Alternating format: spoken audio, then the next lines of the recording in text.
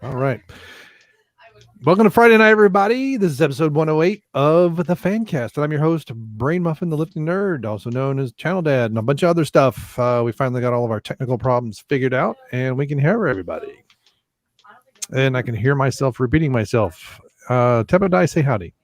Howdy, howdy, howdy. Because Palpatine's back, baby. He's back in black. Literally. And the other man hailing from somewhere over yonder, the Appalachian American. What's up, everybody? All right. So everybody, we're here to talk Star Wars and more Star Wars. And right? a little bit more Star Wars. And a little bit more Star Wars. Just all Star Wars all the time. Can I edit this stuff? I'm gonna see if I can do it. So what episode is this of The Mandalorian? This is episode 7. Episode 7. Mm-hmm. And I know last time I talked about it, I was like saying, "Oh well, this recent episode is good, but I wish they'd get to the plot." And finally, sure enough, they did. This episode, they got into the whole plot of what's going on with Baby Yoda. Not that they explained anything, but something's happening. The Empire has finally got their greedy little hands on the poor little baby. So what are they doing with it? They haven't said. They just got a hold of it. The Mando was trying to. They just grabbed it. They better straighten it up. Mm-hmm. The what? They got 2 more episodes before the end of the first season. Yeah, I know. So we'll see what happens. Because the whole episode was them trying to say, okay, if we kill the client, we don't have to worry about him coming after him. So it's kind of like the beginning episode is sort of a little mini montage of getting all together all the previous characters that he met over the series. Let's see that. What's her name? That UFC fighter. Her name is eluding me at the moment. Gina Carano or something. Yeah, there we go. They grabbed her up. They grabbed Nick Nolte's character, and Taco Tuesday's character, the robot from the first episodes of Alive Again. But he's a robot, so because you can rebuild them and all that stuff. So he's like, they get them all, and they're like, okay, we're gonna take this guy out. And then, sure enough, like another big Imperial guy appears, and the one who wants the baby. So they got a hold of him. And anyway, so it's directed by Deborah Chow again. So because everyone loved episode 3 that she directed, and this was a good episode too. Like I said, finally we've seen some with the plot, and like you're saying, only 2 episodes left. Hopefully something gets done. But I like the action, the good. I was surprised to see a certain class of stormtroopers return, and that was what's they call it, the Death Troopers. They're back from the ones from Rogue One. Remember those ones? Oh yeah. And I was like, well, finally they get to do something, because in Rogue One they just get deployed as if they were just regular soldiers. Didn't really matter, but at least this one it made them look cooler. As far as what they're doing, some fighting, and of course, and I understand why they released it early, so because everyone could get their Mandalorian fixed, because then they have to deal with the dumpster fire that is the Rise of Skywalker. But all in all, it was a good episode, and finally something's happening with this plot. So that's my take on this week's episode of The Mandalorian. Hopefully Deborah Chow is gonna go places with this series. You know what I mean? So how do you think they're going to end the series? You think they're going to rescue Baby Yoda, or they're going to leave that as a cliffhanger? Honestly, I think it could go either way at this point. I'm thinking if for sure they know that the second season's like for sure is green, because I don't know, I never looked into it. Then they might leave as a cliffhanger, or maybe they'll get them back. But then hopefully, at the end, they'll reveal a brand new villain, like a greater scope villain appears at the very end, trying to get the plot. I'm probably just gonna be focusing on Well, she's focusing on something. Yeah, I guess he retracted this message that I've got highlighted. Yeah, we have Gilles the Briton. Gilles Le Breton, right? Gilles the Briton. And yes, we're gonna pirate episodes. Episode 9. 9. Well, Anna was hinting at on her Twitter today. She was hinting that she was watching it through. She's like, I'm not in because she was people thought she was in the theater tweeting out what's going on scene by scene, basically. And then she did a little video. Says, "No, I'm in my office." So I don't know if she got an advance copy or something. Somebody I saw on Twitter said that they're like giving out their advance copy. Shit, I would. It's amazing. I do a couple of people that liked it, but I think what Kill they're them. liking Kill is them the now. member berries. They're not really expressing about the movie itself what they like, but it's hilarious. So I It's don't like know, watching a cool video on YouTube. You see a bunch of cool stuff put together, but at the end of the day, it's just a little YouTube video. yeah. Well, it's I hear the pitter patter of Toby feet. Toby, See if he's coming down. There was something. be Yeah. like, what's your name? Your name is Toby. My name is Kuta Kite. Well, Jill, I stopped caring after The Force Awakens as well, which is, it's amazing. Now, who watched WCBS's live stream last night? I didn't watch it live, Man, but I watched it this morning. I was watching some of it. I fell asleep during the middle of it. Was I I think still so. there I when you was fell there. asleep? You had left. It was probably 20 or 30 minutes after you had left Okay. that I've passed out. Oh, that's funny because I was watching this morning, but my brother wanted to watch something real quick, and I stopped about 20 or 30 minutes after Bryon left. So we're at least on the same page on that. Yeah. Now I missed the first 30 minutes of it because our screening didn't start till 7:00. All right. So Well, so are we done with the Mandalorian? We're going to get into the Rise Yes, of 'cause, Skywalker. The Skywalker. It should have been the yes, Rise 'cause, of the Skywalker, I think. Yeah, because Joe, I'm sorry, but I suck at doing reviews, so I can't do it without spoilers. You I'm need to do sorry. some passion, man. Yeah. But yeah, so the title is a spoiler. It actually contains 2 spoilers. Here's the real quick rundown of what I thought about the movie. It really felt like JJ took all the Reddit posts and made a soup out of it, and that was what we I got. said, fuck it. It's- I'm the next Steven Spielberg. it was so bad. yeah, it was bad.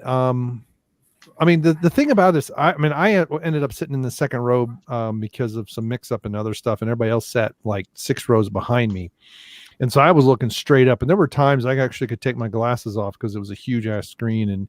But what I noticed is with a screen that big, the depth of focus was very shallow, and it really started screwing with my eyes. I was like, no, everything's not in focus, just their nose. It's really bad. So there was some Yelling filming out. techniques that were not good. Do what? I said, you were just yelling out the projector, focus! No. But this is how it was shot. So you had Yeah, I people know. talking to each other. They weren't quite in the same plane. And so if you're back further, you don't notice it. But I was so close, I could see the pores of their skin. And it was like, it was really ridiculous. And let me tell you, the 20-foot Adam Driver's close-up of his face was just, it was like, oh, yeah, you're really scary. Did they show his chest again? Did anybody else think of the holiday special cartoon when they saw Adam Driver? Oh, no. But now I think about it, yeah. He kind of looks like the way they drew Han Solo. Yeah. Oh, God. Hey, that was just more of that member berries. Yeah, but they can't make Adam Driver look like that. Adam Driver just popped out of his mama looking like that. Right? It was all planned 20 years it was all planned ahead of time. All right, but hey, before you guys get into tearing it apart, Can you guys hear me? was there any part? Well, okay, I guess it was you, Brian. You're the only other one that's seen it. Is there any part that you did like? Can you hear me? Yeah, Yeah. I hear you. All right, hold on. My speakers are all messed up. Well, at least there was no lens flare. I heard Brian mention that. Yeah. Yeah, there were fewer lens flares. That was a surprise. Hello. Yeah, Are you we hear there? You ready? God bless. No, Yeah, we're waiting. everything just crackled all of a sudden. It was really loud in my ears. You guys are coming out my speakers. I'll just keep talking if you guys can hear me. So Keep talking. here's what I noticed. This is what I was getting ready to say. That the movie, It felt like a Star Wars movie. This is part of what I didn't get to say last night on the regular show. Mm-hmm. And there was so much. It was like I kept helping to notice. It's like this movie has a great deal of potential. It wants to pay off a lot of stuff, but it didn't earn any of it. And so I think that's why all of the emotional scenes, whether it was sad or happy or laughter, the jokes, nothing hit the crowd. I think there may have been half a dozen seats empty in that theater, and nobody responded. Yeah, I heard the only thing nobody people really laughed at was did to the Dion. jokes. Nobody really did to the jokes that that was said. I even was like, ha ha, and like nobody was even like, nobody even acknowledged that. Yeah, they were just like, okay, like I've already seen a Marvel movie. Too many Marvel movies. Dude. Yeah, that's why I hate when people try to do too much jokes. Sometimes the best jokes are the ones that happen naturally. You're not trying to be funny, but the situation sort of comes up, presents itself, sort of thing. Yeah. But that doesn't seem to be what they were going for. They were going for the ha-has. Would you say they were trying to go for the whole Marvel thing when they make jokes like that? Seth? I don't necessarily think so, but you could tell that they were trying to introduce funny, and it just wasn't working. Four best. Yeah. Well, there was a scene. They went back and forth to that base so many times, like I lost track. But there's a scene where it might be when they land and the Millennium Falcon's on fire. And it's almost like you can see in the actors' faces, oh, wait a minute, I take 2 steps. Okay, now I turn left. Now you speak. Okay, now and I mean, most of the jokes, most of the stuff between Poe, Finn, and Rey felt like various versions of the Force Awakens, the opening scene where Poe says, "Who talks first? Do I talk first or you talk first?" With him and Kylo. That's very kind of banter, but it all felt like zero chemistry. Like who gives a fuck, right? As far as it just doesn't work. It was just obvious that they didn't respect the Millennium Falcon. But they bypassed the compressor. Well, on fire now? That comes up again because when they're doing their hyperspace skipping, and this is why the Falcon's on fire when they finally land. And Rey says, "But you can't hyperspace skip with the Falcon. The compressor doesn't work. The compressor is broken or something like that." And I was like, "So much for bypassing it." Yeah, because you bypassed it by ripping it out. Yeah. It was a lot of undoing of The Last Jedi. A lot. They even had the Holdo maneuver was mentioned, which is a Fandom Menace term. Holdo maneuver. Why can't we just do that? Hell no. Well, I didn't like how they did it in and through out of the the stream and wall. see if it works. Hold on. They went through the wall, yeah. You mentioned that. No, it didn't. Like what wall to what? Like a ship or they were in like building? an ice cavern. It was just this cavern made of ice, and they were trying to get something like plans or something. They were downloading the plans into R2, and so so now explain. Go back a little bit on that, Seth. Yeah. Okay, now you guys are in my ear. I can actually hear you. No, the download from R2. So Tam, on the trailer where there's the one thing, it looks like a floating ice city, and you see all the TIE fighters going up to it. Yeah. And almost like it's up, like it's mirrored or something. Well, the Falcon flies into there, and they're meeting up with somebody to get some information. Okay. And so that top hatch that we see in Empire Strikes Back when they go fetch Luke at the end, Yeah. and so they're using that, and they're floating there essentially. and they're talking. Of course, they have enough time to have a conversation before they plug in. And then R2, they take this long. They say he hands them this big plug that looks like the USB cord I heard about. yeah, it's like the size of 4 8-track tapes. It's like if you took 4 8-track tapes and stacked 2 on top of each other and put them side by It side. reminds me of the old plug-in that you would use on like a printer. Oh yeah, like a big Centronics parallel port, but like much bigger. So, and then all of a sudden R2 has this big Lego port, that's in this brick that they plug him into to download, and then he has a progress bar, and there's these green lights that keep goes bloop bloop. I'm like, this better be an absolute big crap ton amount of memory stuff because it was going so slowly. It's like in today's, we would use the thumb drive and you'd copy it in like 12 seconds. Yeah, copy paste. Yeah, and you'd do like 8 gigs in 12 seconds. It was a long time ago. Galaxy far, far away. But it was ridiculous, and it was of course the Falcon gun sounds were all horrible like they were in The Force Awakens. Poe at least gets to fly and be a pilot. But yeah, that's when they bust through the wall. Is that what you guys were talking about when they go into hyperspace? Now, I honestly, I like that scene up until the point of busting through the wall, using the hyperspeed to bust through the wall. Oh yeah. Oh no. I thought it looked really cool. I like seeing the Falcon and flying and then maneuvering and doing cool stuff. But so the Kool-Aid Man, the Millennium Falcon's the Kool-Aid Man now? Yeah, it just straight busted right through the wall. Jesus. What you retards. Okay, so I guess do you want to try to go a little more like following the plot, or we're just skipping around what we thought was stupid? So far we're following the plot, but I'm not even sure. Yeah, let's. I'll tell you what, Seth, we could follow the MacGuffins, and it'll cover nearly the whole movie. There are MacGuffins to find MacGuffins, to get other MacGuffins that you don't need, to get a MacGuffin handed to you that you don't realize you need. It is unbelievable. That's the plot. That is the plot. Finn got to finally get his white woman. No.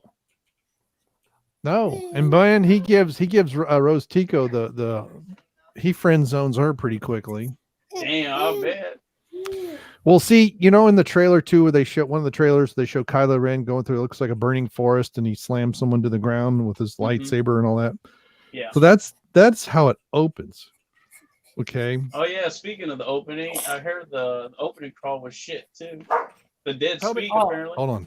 It was like two paragraphs. You gotta get his nose first. And the movie pulled me out of it when I first heard that initial before the crawl. You know how Star Wars pops up and it's the big orchestra music. Yeah. The music was so empty. Really. Thank you. Just. You're welcome. Here, Zach. Take this with you. Here we go. Many adventures of Kellogg's. Seth, when they were talking about her, I thought the Kellogg was one of the dogs. I thought, and I'm like, no, that's my daughter. Oh, sorry, I thought I muted. All right, Cecil. Yeah. Right. Well, I am drinking. Hello. I'm only drinking water. No, it's not that. That's not what I want. That's what I want. Yeah. Yeah, you give it to me. The Berliner, the sour Berliner strawberry lemonade or whatever it is. Cranberry lemonade. That's what it is. Not drinking enough. I got to review this tomorrow. I don't think I've shot a review. I got so much to do. It's ridiculous. So at least I'm not driving anymore. So that's a good thing. Yeah. I don't know where you guys were. I know. But see, we were talking about the crawl. The opening crawl was where we were. Well, that's. Oh yeah, the opening crawl was still hollow. Like 4. It was 3 paragraphs, but I don't even know if it was 2 sentences a paragraph. Yeah, but the music. The dead speak is the first part of the opening crawl. The dead speak. Yeah. Who's that? I don't We're remember. talking about General Leia or Master Leia. Mm-mm. The That's newest, about Palpatine. No, it's yeah, I don't remember what it says after it. It's so immemorable that I bet you I could watch this movie again and not remember anything that happened. But so Kylo's fighting these guys. Now I will say this: it was pretty cool when he force pulled someone to him and then hit him with his lightsaber, cut him up, and then he force pushes. It's like a Zelda game. He force pushes the stone. It's like a big coffin looking thing. He force pushes the lid off, and then there's MacGuffin number 1. There's this pyramid shaped thing that he needs to find to find the Sith planet of Mordor, Ecuador, or whatever the heck it's called. You remember what it was called? Which one? The Appalachian American? Oh, The planet they're trying to always get to?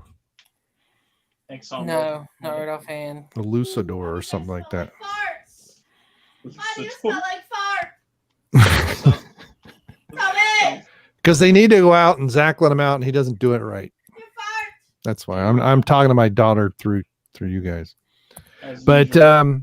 so that's how he finds there, and that's when he goes down and he finds out Palpatine's behind everything, and has been every voice in his head that they show in the trailer. They kind of give away everything in the leaks, not the leaks, but the they're not trailers. What are they?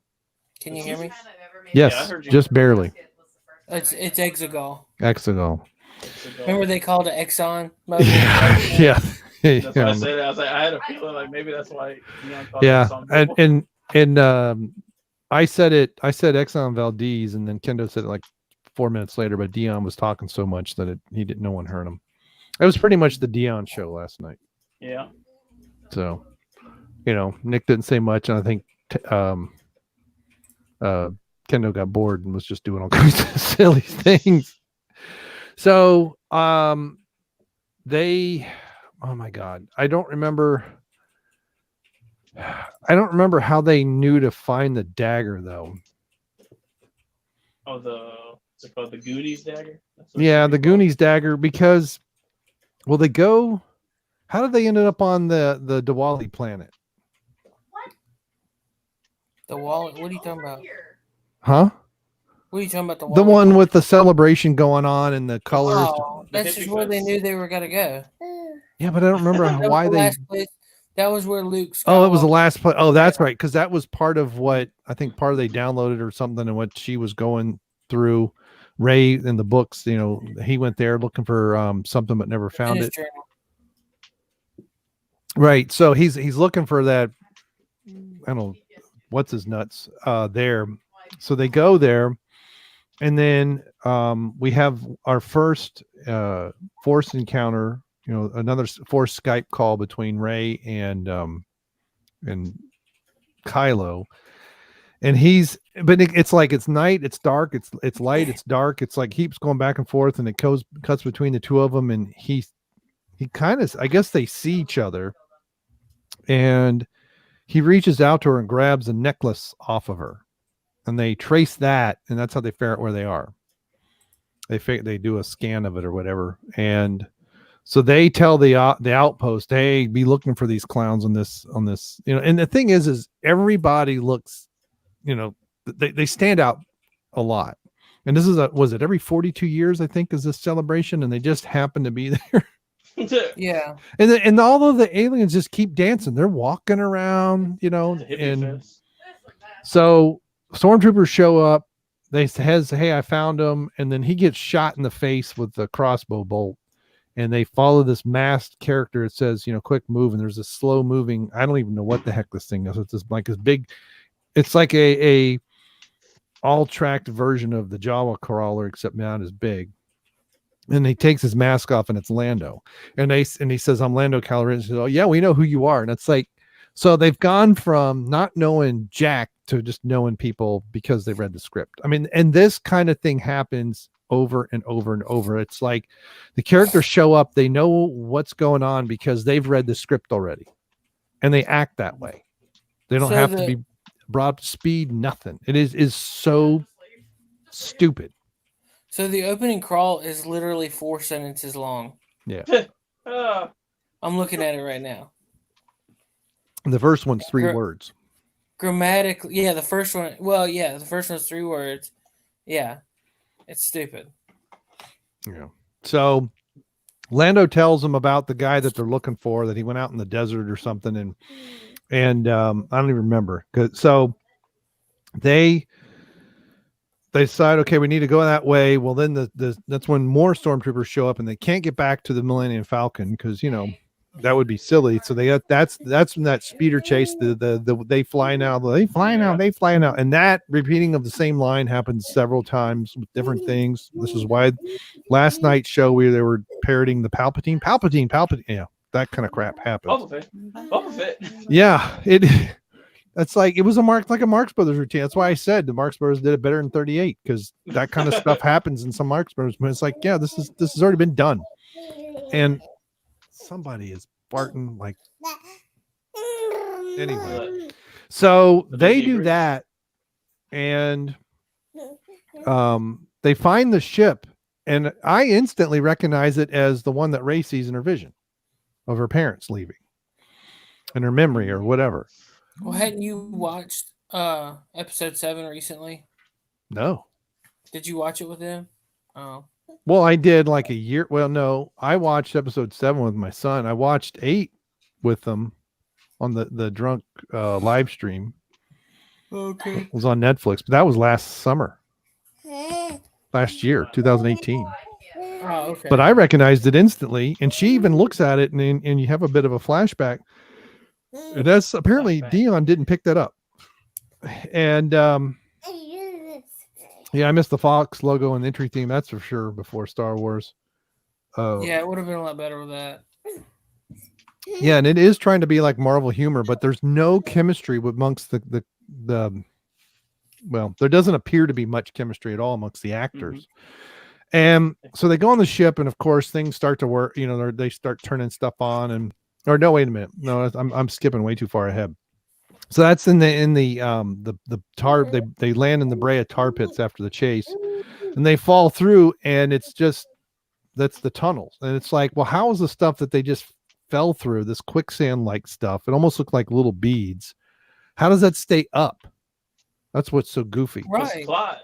Yeah, because plot. So they come through. No, wait, I know what it is. The Force. Yeah, the Force. Well, and of course, Finn falls through by himself off screen. It's like, we got the black guy be the comedy. And then they find this speeder looking thing that almost looks like an old Buick.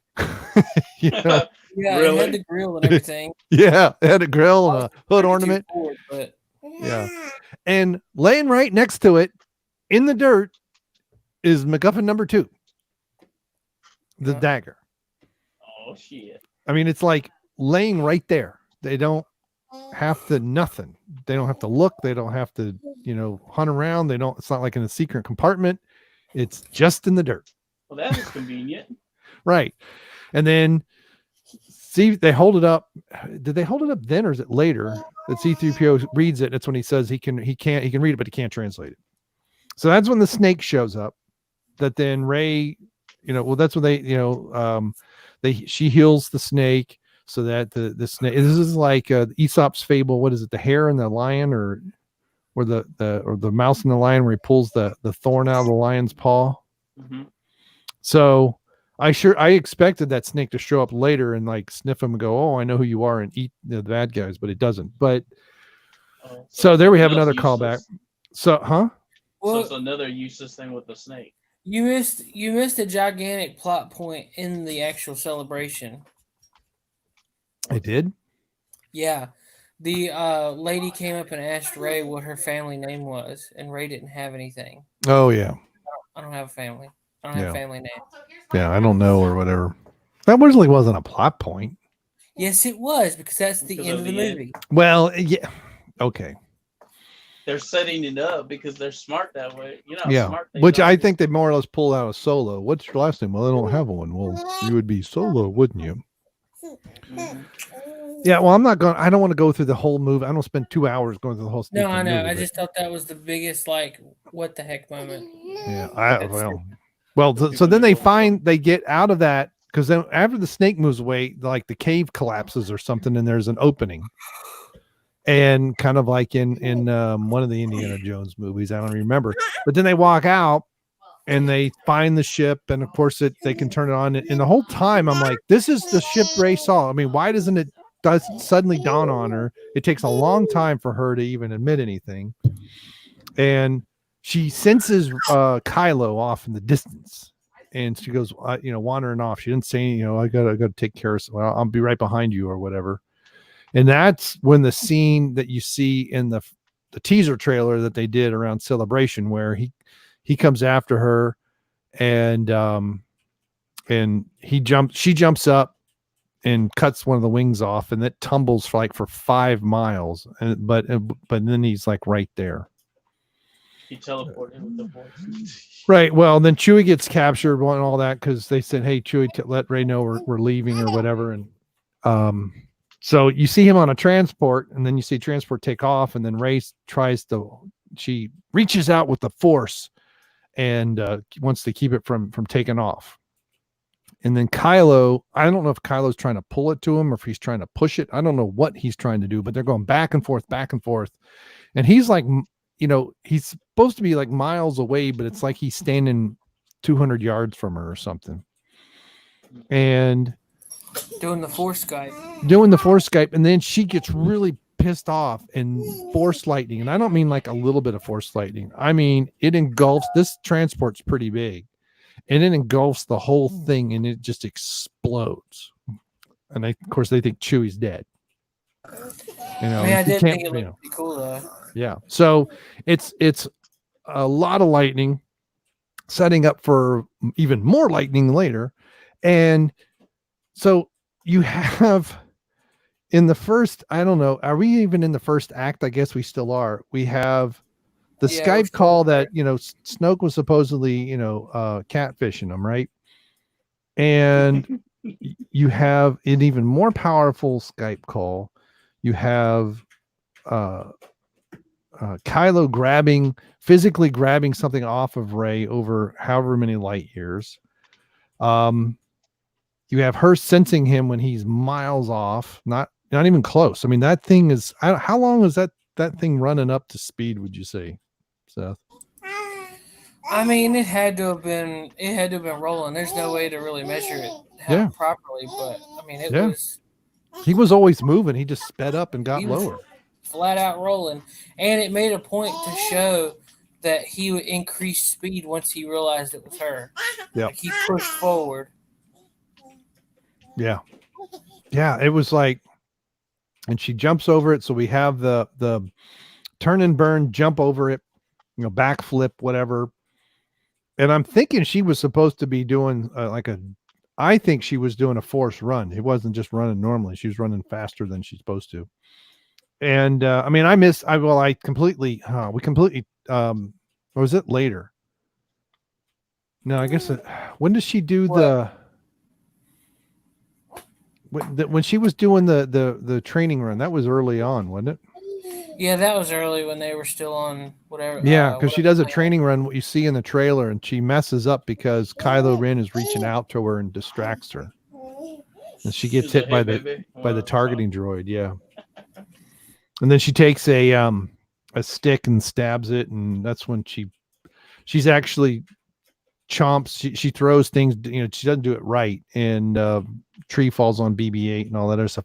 See, that's when they come back and the Millennium Falcon's on fire, and it's like it's on fire, and they're just trying to put it out. And of course they land in this thick forest. It's not like it's much of a clearing. It's almost like that all they have on set is like 1/3 of the Millennium Falcon, because like right behind it is tree and over it is trees. It's like, how did it get here? They just have that one facade that's not even a full size ship, and it's fire coming out of everything.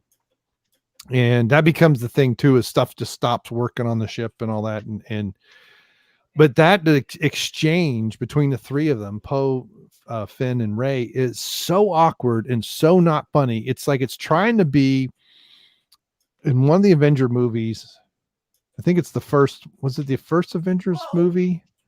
When they're on the helicarrier, and it's the one where Tony plants a bug and they're all going back and forth and he's distracting Captain America and I think David Banner's there and they're kind of, I'm forgetting what they're talking about, but it's like almost like trying to echo that scene, except it doesn't really work at all. David Banner?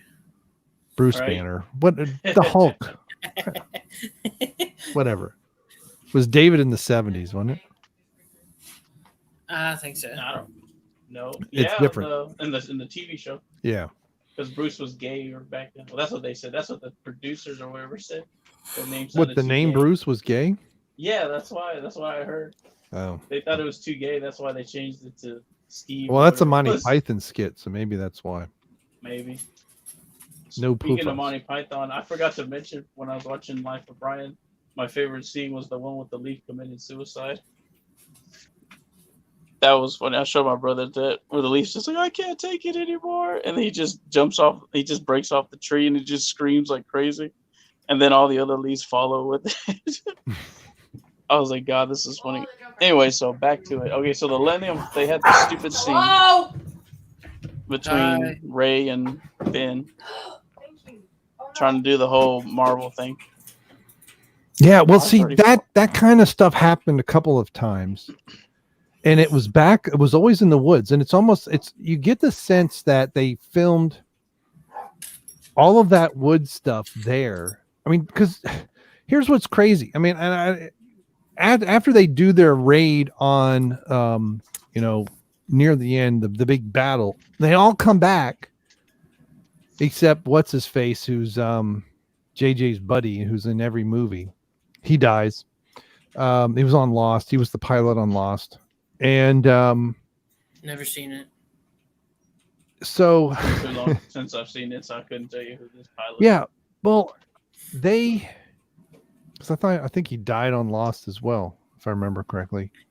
I don't remember. I don't know. But he, it's like everything lands exactly where it was, because it's like they filmed it all like in a week. You know, they filmed all these scenes that happened at different parts of the movie, but they didn't move anything. So when they come all land, it's almost like they showed the takeoffs in reverse. It's everything that everybody that survives goes right back where it was, exactly right where it was. And that is Leia's ship, by the way, in the trailer. Was it Tatooine 5 or whatever? I know I'm not much of a Star Wars fan. I don't remember the name of her Yeah, the ship. blockade runner. I know what you're talking Yeah, it's hers.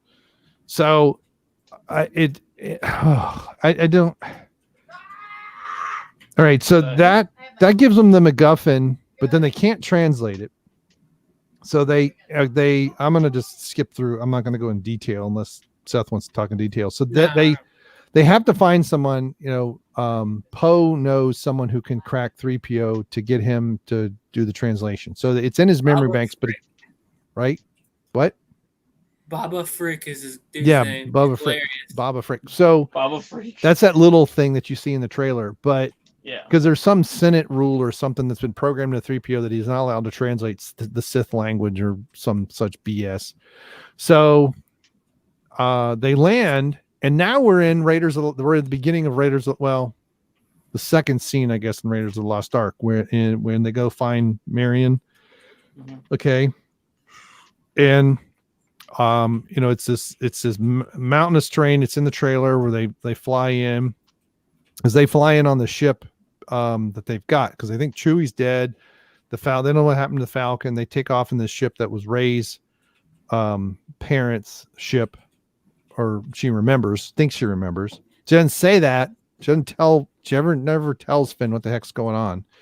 And so they're sneaking around. Their stormtroopers are going door to door for some reason. Don't know. They're supposedly they're looking for them, but it doesn't make any sense, because why would they be there? And apparently this has been going on for a while. The First Order has been just harassing people all the time, and it's a big throwback to the Tatooine. The stormtroopers going door to door then, and except it's exaggerated, of course. And all of a sudden there's this pistol in Poe's face, and This is Keri Russell's character. And, she's like, I forget what he says. And she says, I'd rather see your brains splattered all over the snow. So it's a more intense. Yeah. Cause it's snowing. Yeah. I know. Yeah. But it's more of it's a more intense version of what we see in Raiders of the Lost Ark, where it says, Indiana Jones, you got a lot of nerve coming back here. She reminded me of somebody that should be playing with Daft Punk. Oh, yeah, with that outfit. Yeah. And because, it's obviously they had something between them, because that's why the thing that Poe says we have to go wherever, but we'll have to sneak in because I didn't leave there on good terms or whatever he says. But it's okay. So we've already had a couple of things from similar to other movies. Now we've got Raiders, and so they start. So she is basically wants to turn him in. She sees Rey, says, "Hey, you're the one they're looking for." Her guys try and jump her, and then Rey, of course, whips out her staff, starts beating everybody, and then comes around to Keri's character because she gets her weapon back and raises it.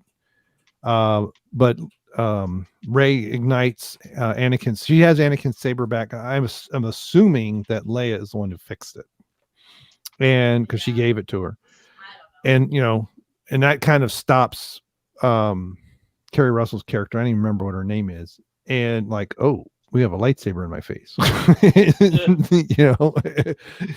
So then he says they get her to. She says they can help, and Rey does not do a mind trick on her, but in the very next scene, she's like, all hunky-dory. Yep, I'm going to help you. In fact, I'm going to go keep watch because they're going door to door again like they do every night. And Poe goes with her because he doesn't trust her, and they get up on top of the roof and they just start having a chat. Like they're just sitting out on a grassy meadow in the sunshine and just reminiscing about old times.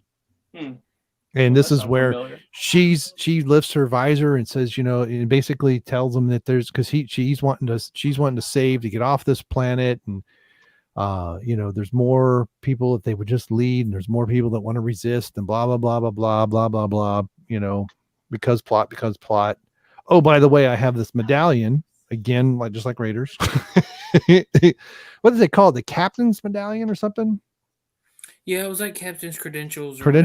So it's this thing that if you use, somehow it'll magically let you get into they talk about the hyperspace tunnels, which really weren't a thing previously, and getting on to command ships and all this other stuff, because that's like, we got to figure out, because they don't know that they need it. That's the thing, is Poe's just sitting up there. In the meantime, they're wiring up C-3PO and all this other crap, and then he goes down, and that's when we have the scene you see in the trailer. Hey, what's going on, 3PO? And they reboot 3PO. His eyes turn red, and he says something about the moons of Endor. Mm-hmm. And so, I don't know if he's supposed to be on the same, because I'm pretty sure he says the moons, something about the moons of Endor, not necessarily, because Endor is not the name of the moon. It's the planet. It's a forest moving Endor in Return of the Jedi. So that's when they know to go. And then there's a noise or something, or explosion, and they go running out, and they see the command ship, and it's how high up would you say that thing is? A couple miles? Yeah. Easily. Because it's a big ship, and it's pretty small when they're looking at it comparatively. And she senses Chewie is on the ship. So, and it's like, well, how are we going to get on board? And Poe's like, well, I just happen to have this medallion that'll get us in. It's like, oh my Jesus. God. So that's the lot of just happening. Right. No, but but Keri, her character goes from wanting to turn him in to being the friends, like she's read the script that says, oh, wait a minute. I'm supposed to be your friend. These are the heroes. Yeah. So they take this beat up 30-year-old ship that's somehow sitting out in the desert that no one can find, and no one has scavenged, although there's cobwebs and stuff. That's sitting on top of a mountain. Right. It's sitting on top of a rocky outcrop. It's not like it's hidden in a cave or nothing. It's just sitting on this rocky outcrop, just in plain sight. Yeah. But for 30 nobody years touched it. or no, 20 years, I guess. She's supposed to be 20 years old, right? Something like that. We don't know. Something other. And so they fly in, and of course, and this is when they covered it on WCBS last night too. So they fly into the hangar, and 2 stormtroopers come out. This is a ship. Okay, it's given the right signal, but it doesn't match anything in their records,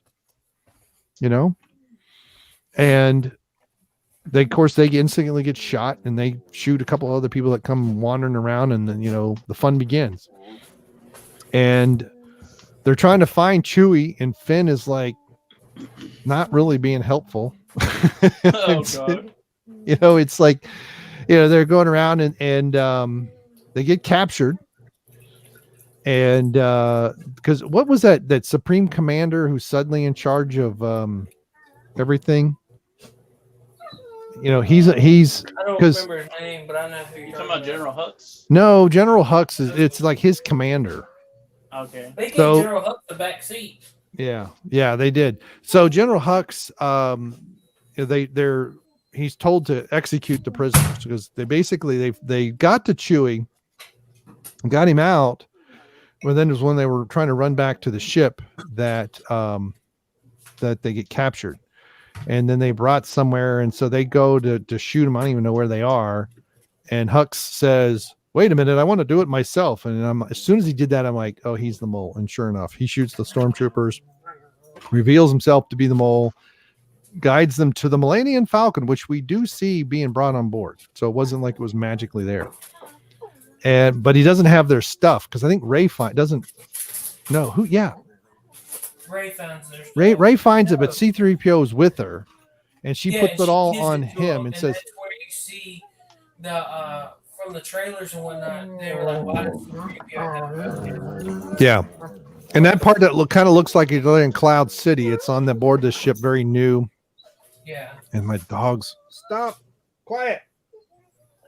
So, I mean, feel free to jump in here, Seth, if you want. Well, Oh, I am. I'm just kicking back. Let you do your thing. El Capitan. Capitan. Yeah, you seem to, because I don't know Jack. I don't know. It's gonna be a while before I ever see this movie. Don't see it. You don't need to disrupted the benefit. Yeah, because they ain't getting my money. I So wish okay, I they go could've through that room. You said it's like Cloud City, and then Oh, they have another Skype call. Yep. Ray and Kyle Skype call, and then it turns into a lightsaber Skype battle where they legit fight lightsabers on a Skype call, and they make a scene, and it's the way it's shot. I mean, you can't say it doesn't look good because I mean it looks good. The film cinematography and the cutting between and I mean it's obviously all green screen because like the scene changes as the person crosses your view. Yeah.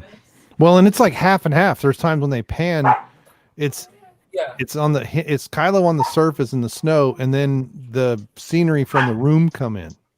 Yeah. Back and forth, like it fills both of it. Yeah, it's definitely done in a void, or a volume rather.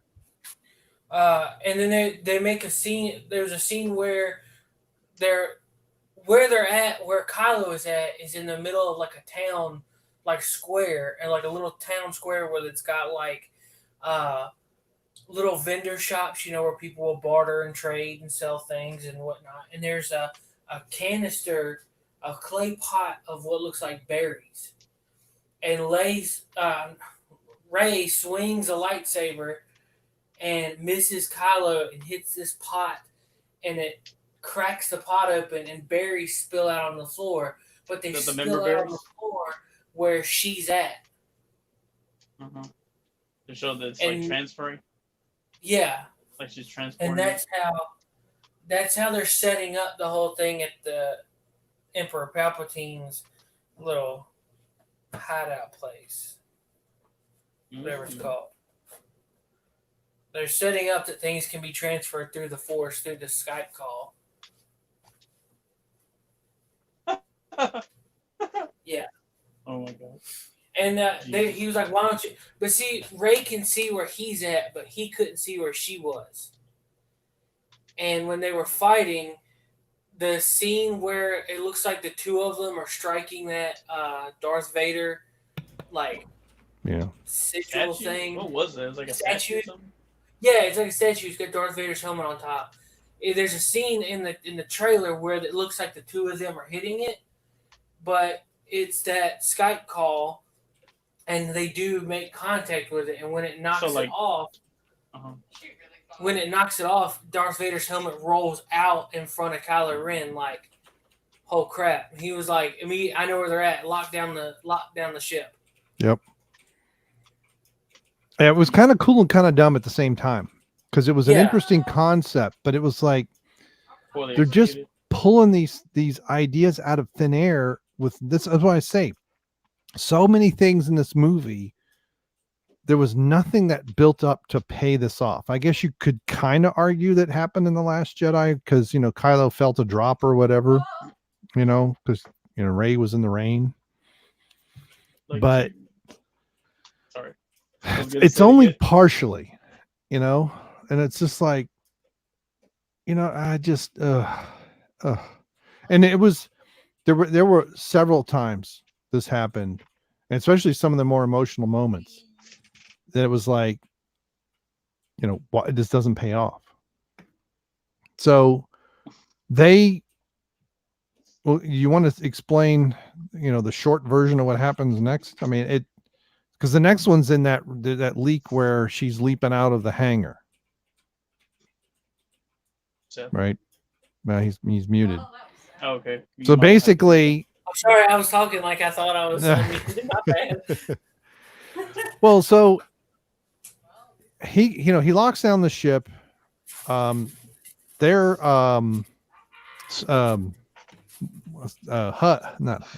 Hux is leading him around, tells him to shoot him in the arm, and Finn shoots him in the leg. And there's stormtroopers. So now Kylo Ren gets back on board pretty dang quickly, somehow. Yeah, because somehow he's not in the hangar. Well, as they were coming in, didn't you see him land? I don't know. Well, they're in another hangar. I know that, but when they were walking out, because they were all, like, quote unquote captured, right, but they were making their way back to the thing with Hux. Mm-hmm. You see Kylo Ren's ship go through the force field and land in the background hangar. Okay. So that's the scene. So they take off. Rey is in the hangar. I guess she misses them. No, she goes back to the hangar where that ship is that her parents took off in. And that's where Kylo Ren meets her and has their exchange. And is that where she says, "I would have taken your name, Ben"? Because he says, if I want to extend my hand, will you offer it? And she said, "I would have taken your hand, Ben," as opposed to Kylo. She said that on the Death Star. Yeah. No, there's no Death Star.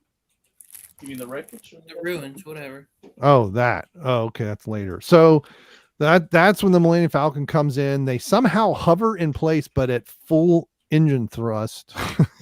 So I don't know how come they don't go anywhere. And it blows all the stormtroopers back, and that's where Kylo's leaning into it. And Rey, I forget what they say to each other. And what you have to do, and she says, "I do." Yeah. And he says, "You know what you have to do," and she says, "I do," and she jumps out and then does her pole dance swing and gets on the Millennium Falcon. And now they're several miles up. They're not in space, but still the atmosphere would be thin. But hey, if Leia can survive in space in The Last Jedi for a couple minutes, that's not bad. So they take off to go to one of the moons of Endor. And I'm not convinced that it's the same one the Ewoks are on, because it's more of a grasslands and these huge waves. And because they show multiple moons of Endor, all kind of real close to one another. And that's where we meet the horse riders who turn out to be turn out to be other stormtroopers who just suddenly defected. A whole group of them. Mhm. Just the first time they had to shoot civilians. Oh my goodness, it was like a choice. We didn't have a choice. And Finn gets real. It's like, oh, you're a stormtrooper too. I mean, he gets real excited. This black chick's a stormtrooper too. And again, we'll see. The Millennium Falcons have, huh? The way you said this black chick's a storm. No, he's like down in the pit trying to fix something, and she says something about being with the First Order. And he jumps up like, "Oh, really?" He's all excited, like, "Woo, woo, woo." Oh yeah, dude. You're finally gonna get him, son. Yeah. Yeah. Well, I think it was. I look at me trying to figure out the layers here, but it sounds to me like that he was excited because it was like he wasn't alone being a defected stormtrooper. Right. So, and then of course the landing gear are down when they do this goofy maneuver where somehow they're able to fit full thrust that don't move, and yet when they go to land, the landing gear won't go down, so they crash land, which they show off screen, and there's this big divot where the thing, and somehow what is something? But wait, there's more. Right. So this is the scene. This is the Goonies scene where they hold the she's looking at the dagger and looking at the landscape and looking at the Death Star ruins, and she sees this little yellow thing and pulls it out, and when she matches up this is so dumb. So she matches up the contours of the dagger with the way that the ruins line up, and then that piece that pulls out, it's like a quarter of a circle, and it has a pointer, and it points to that tower that you see in Return of the Jedi that the throne room's in. See, I thought that was going to be like a key. Right. I thought the dagger was going to be a key. Right. So, and it's just the Goonie scene, but it's like, who went to the wreckage to make the dagger? Because it lines up. It's not, is this some prophecy? We don't really, in this dagger's buried in the sand for 20 years. Hey, Prime, how you doing, buddy? Hey, it's Prime Mover. Hey, Prime, if you want on, let me know and I'll send you the link. And we're spoiling the crap out of Rise of Skywalker.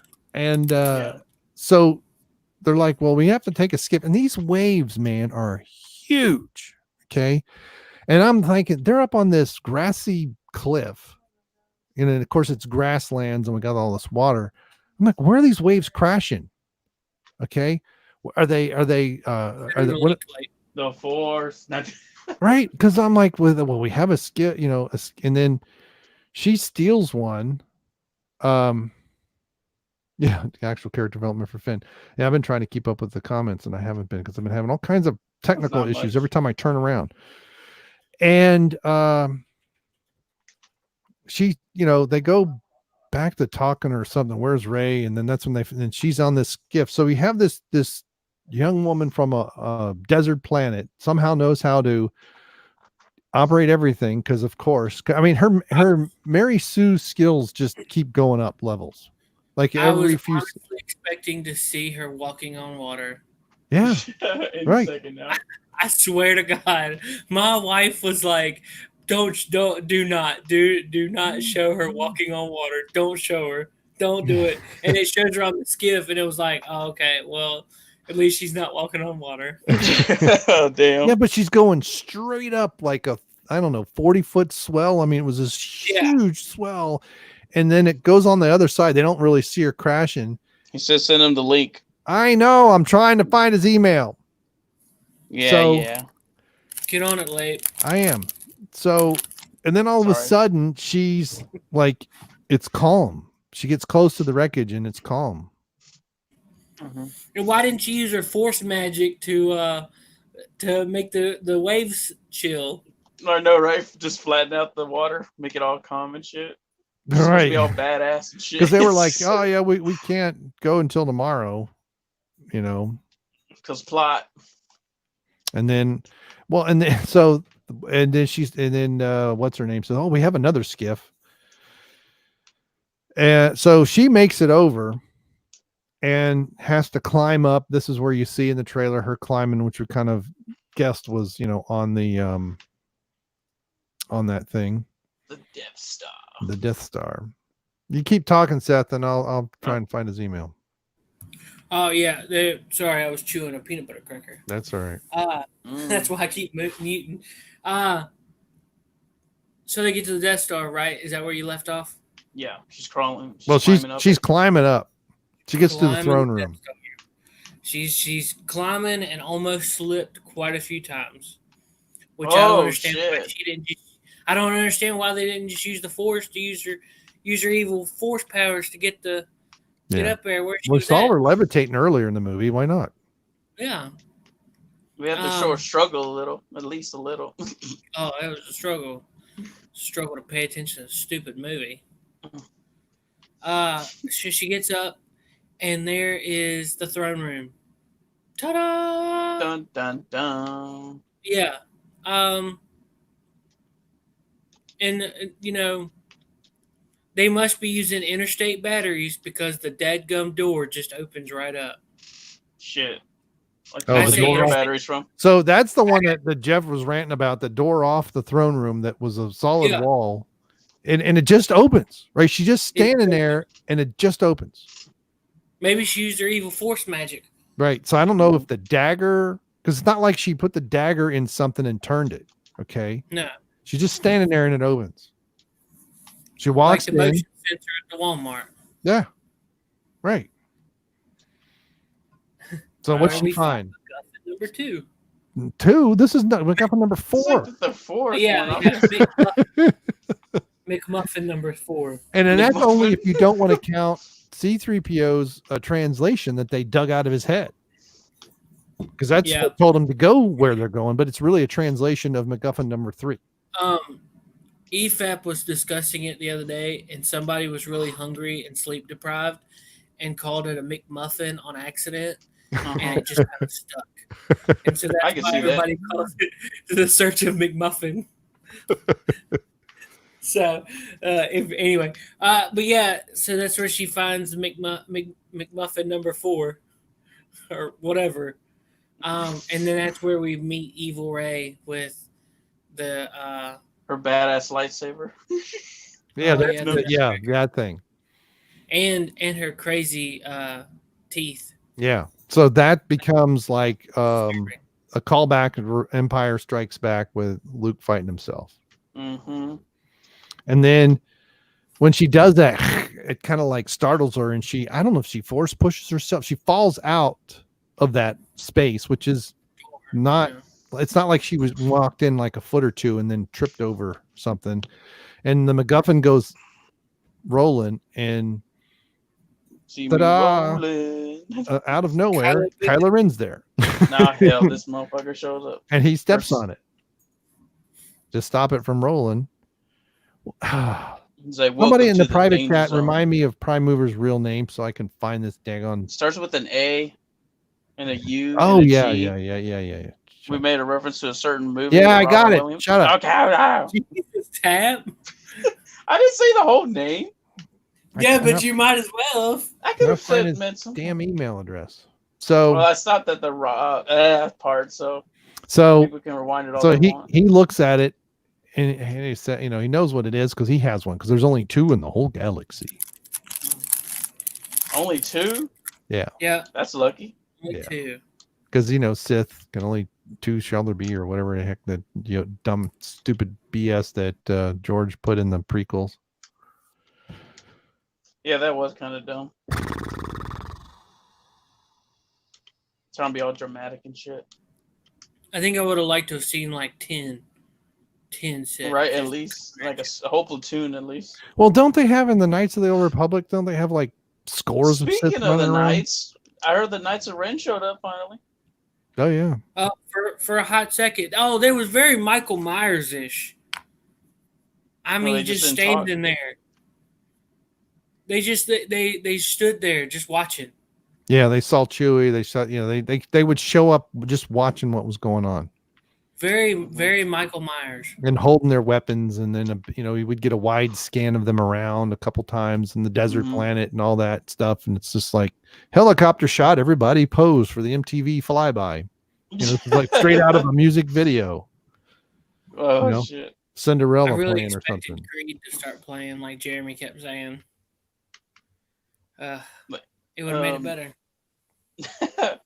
So he's stalking what's it, Jamie Lee Curtis? Should Yeah. Jesus. Oh, this is. I mean, the driving me knights didn't even look cool. They all No. had their different. They all had different like helmets and whatnot. I would have at least liked to be like the uniform look, like they all kind of had that look, and that's why Kylo had that one. Yeah, they Had his kind of fought getup. after him. Yeah, but they all had like their own perspective helmets and whatnot, and Mhm. I mean they all kind of dressed the same, similar, but I don't know. Just didn't feel It was right. very lackluster. Mm-hmm. Yeah, after all that time. Yeah, it was shit. I Here we can't go. find it in sent. I can't find it in trash. I can't find it in inbox. Anybody remember what his email address is? I never had his email. We never had it. Hey Prime, why don't you shoot Lape Yeah, an email? shoot me an email. I know you have. Oh, wait a minute. I know why. Because I'm in the wrong email account. Oh my God. Good job. Freaking It's the channel channel's dad email, Lape not my personal email. Doing- Ugh. doing what he Lape does is best. Fucking it up. Lape Yeah. is truly anus. Boomer moment. It's about this. Golly day. So I don't even remember what they say to one another. Ichuta. And then the short of it is Kylo Ren apparently has enough force power to destroy it. Mm. So he does. Hey, cool. He wanted her. He wanted her to go with him to do it all Do himself. the nasty. Because, well, yeah, because he said that between the two of them, it needed to be done, and like they should work together to do this together. Well, is that where he says they are not a diatribe, they're a dia something of the force. Something I don't remember that. But part. basically the two of them are connected. Duology. Mhm. Yeah, because Oh, Palpatine yes. says it later too. I remember him making a pretty good case that we need to do this together because it's pretty much up to us. We must defeat And it was him. like, okay, so why don't you go? I already sent the boomer 2 emails. Yeah, it's dumb. Foolish man. Yeah. That rude. Hey, right? That's Yeah, I did send it. So anyway, yeah, once I got on the right email account, it was like right there. Anyway. Egg. Hold on a second. Keep talking, Seth. Freaking Aggie. Yeah. Then we jump outside for a Dragon Ball Z fight. we're just jumping. We're jumping LFP, where around. are you? We're talking Dragon Ball Z, LFP. We're jumping. I mean, we are Super Saiyan jumping here and there and everywhere. Yeah, and that's when Rey, Finn, and what's her face make it to the thing too, and that's where you see from the trailer Finn yelling Rey because he's still pining over the light. We need at least 6 episodes. He does that powering like up. 5 or 6 different times in this movie. Yeah. Scenes. He's It's so concerned about her. right. It's like why?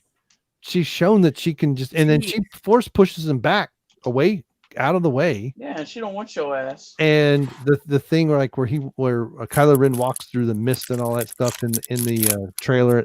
And while I'm watching this fight, I've got a bigger eared son of a gun to be Kylo Ren because that dude's ears looking like Dumbo. I know. And especially when he's all wet and his hair slicked back. And yeah, I'm watching this fight. Like a satellite dish. Right. And I actually thought that lightsaber duel was decent. Because when they were talking inside the throne room and she's swinging her lightsaber, he's just kind of he's dodging her.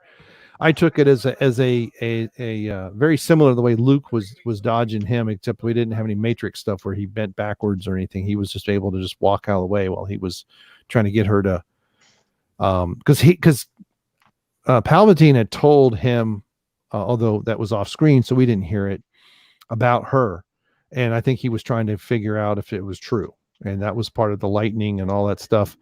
And I'm watching this lightsaber duel. I'm like, this is probably the best one in the sequel trilogy. But I'm like, how in the world is Kylo Ren holding his own because, and then Rey started to get tired. I'm like, she's already beat this guy twice. I know, right? Just knock him on his ass. I'm like, what? How is she getting tired? And we finally have Yay! Doomcock Jr. You dachshund little bitches. I'm so sorry. Hey, don't call them bitches. Hey, I that's was all me. tapping down. That wasn't me. They don't call me tapping Boomer dudes for nothing. Boomer moment, and I'm older than the boomer here. I know you are. That's I know you okay. are, but what am I? Ladies. What are we talking about tonight? This dumpster fire. The Rise of Force Dogger sucks. Yeah. So have you seen it? I saw it last night at 11:45 p.m. Got home at 3 a.m.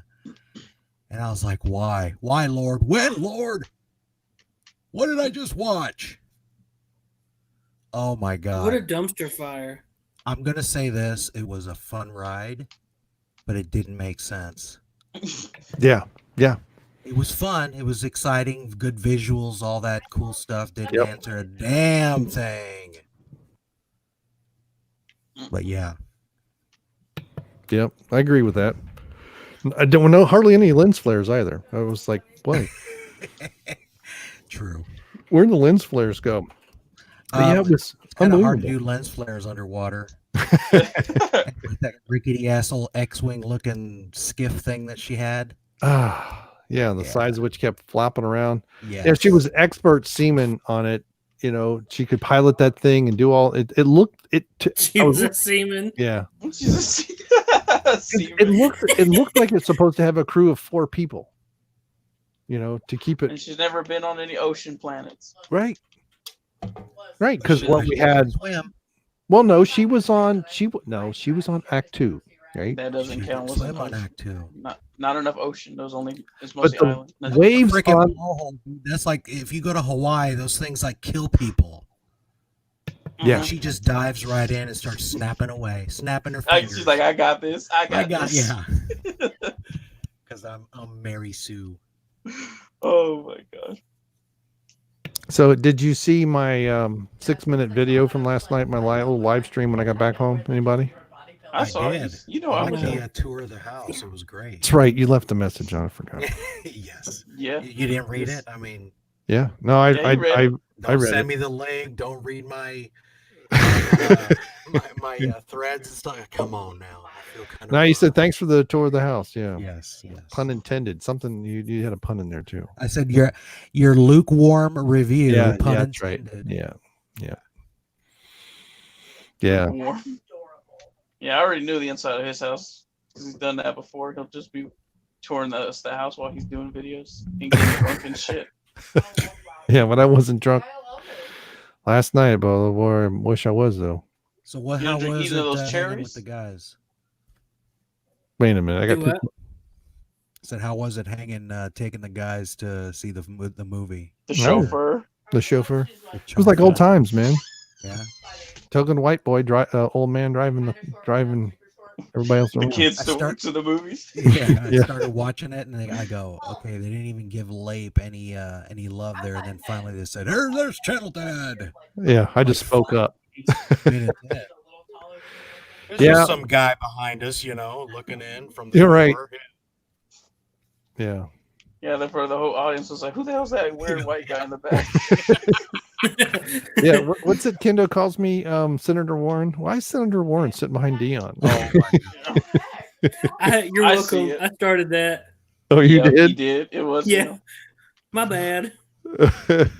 well, you started that, but you also started the Appalachian American thing with him. So maybe it's turnabout is fair play there. Yeah. Yeah, I think Yeah, someone but mentioned obvious it. I think he had contrast, you're this the look only guy- like I'm not Appalachian. Sorry. You're the only guy that's under 300 pounds, so that's obvious contrast. Oh, me. Yeah, I don't. You're the, Yeah. Yeah, when you stood up, I was like, God, I keep forgetting how tall you are. Yeah, and that house, those doorways were nice and high. They're like 7 feet. It's like, wow, I like it. Ceilings were really high too. Well, that's good. Yeah. You can finally move around. Yeah. It was an interesting house that they had. It's not the Whose house greatest was it you neighborhood. were at? It was just at a B&B. There was an Airbnb that they rented. Oh, okay. I was wondering. I'm not going to say where it was. Andre the Giant. Hogan. This is my house, Hogan. But yeah, that was kind of weird. They did that. I was like, you guys gonna, and then I just kind of eventually spoke up. Well, I had to interrupt Dion every once in a while. And Nick finally did. It's like, it was pretty much the Dion and Nick and Jeff show for a long time. For I think 20 minutes. I think it was just the Dion show, and then Jeff's like, bring it down. So did he ever let Dion cut loose later, or did everybody stop watching? I fell asleep after you I left. didn't get that far. I had to stop. Remember? That's why I said earlier. Yeah, So I I just caught it in didn't. a retrans. I didn't get it 'Cause the- live. Yeah, I didn't get a chance to watch today or listen to anything, so and skip past. I mean, I was there for the first part of it. I did see a screenshot where I don't know if did they mention who the other guy was by name, or did they Kyle, just call him the lawyer? was his name? Was that his name? No, the his lawyer? name's not- yeah, his name's not Kyle. It was Or Keith or something. something. Yeah, it's Keith. Keith. Yeah, it was a K. I knew it was- Yeah, 'cause so I heard met some him of at Horror Hound in Cincinnati back in when's that? Whenever that was. June. whenever that happened. Yeah, May or June. But yeah, he's pretty short. It's kind of weird. But yeah, because he was the one making all the Jewish jokes off camera too. I only heard the one. So, Boy, Mashugana. Yeah. He tells a lot more off camera. mhm. Did Cecil come on? I didn't hear if he did or not. I don't know. Not while Yeah, I was 'cause- there.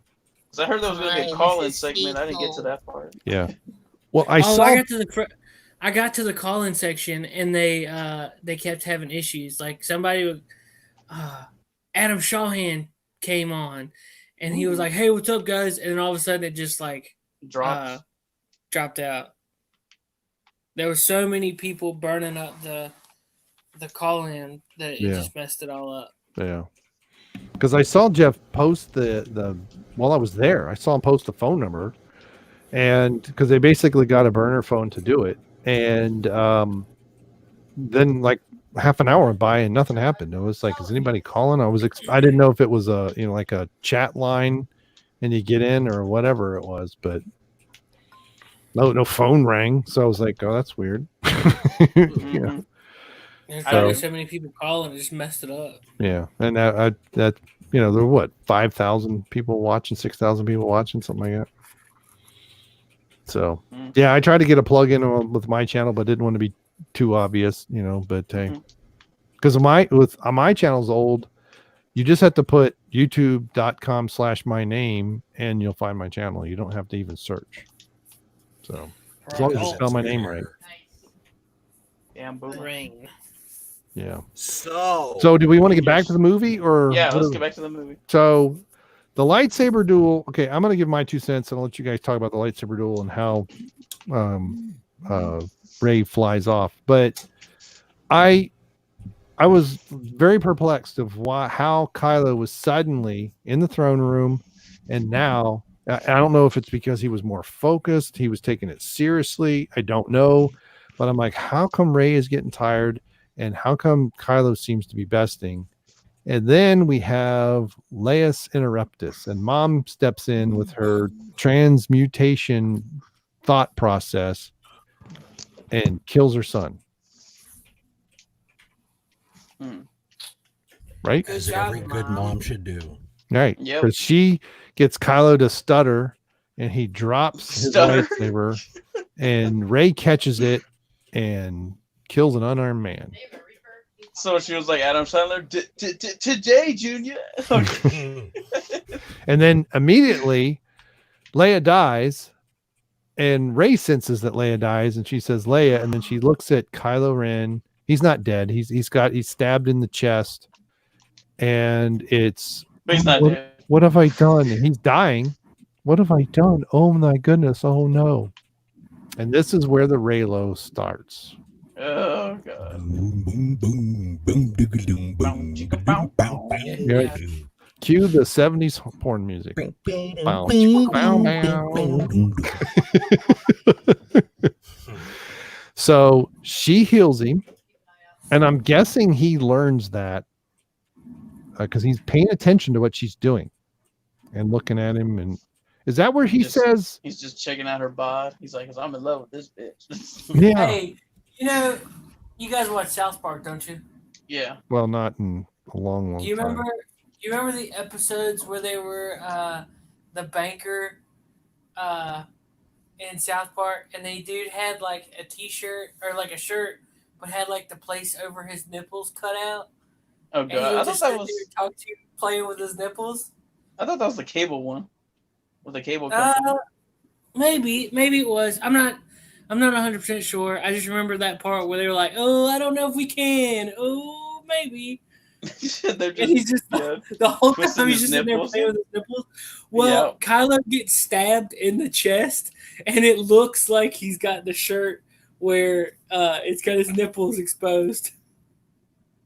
And then the whole time that they're doing anything, that's all I can think of is the guys from South Park sitting there playing with his nipples, talking to you. It kind of could have been a destructed, blasted in nipple, the way it looked. Well, Kylo you know, Ren's well, wound. We won't know till the porno parody. It comes looked out. like a butthole while it was healing up. Ew. And every time, I don't remember what is the orange lady? Butthole eyes is what I call her. Orange Shio. Yeah. Oh, every time I see her, I call her butthole eyes. Butthole No, eyes. there's butthole eyes. I know they're all big on their Butthole diversity. eyes. I can look at you and I can't decide on your butthole eyes. Calm down there, Patrick Swayze. All right. All right. Nobody puts baby in the corner. No. That's what Rey's gonna be like. I mean, Kylo. Nobody puts Rey in a corner. So he was stuttering and then he fell on the sword. Is that what it was? No, You want the moon, Mary? You want the moon? I'll lasso you the.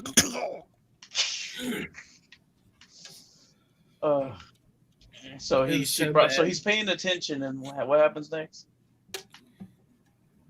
Kylo's paying attention to Leia, and Rey does this flip lightsaber trick where she like is holding it one way, throws it in the air, moves her hand to catch it another way, and just jabs it right in his chest. Because she's good that way. Yeah. Yeah. Just So more and then, more I crazy mean, shit. and then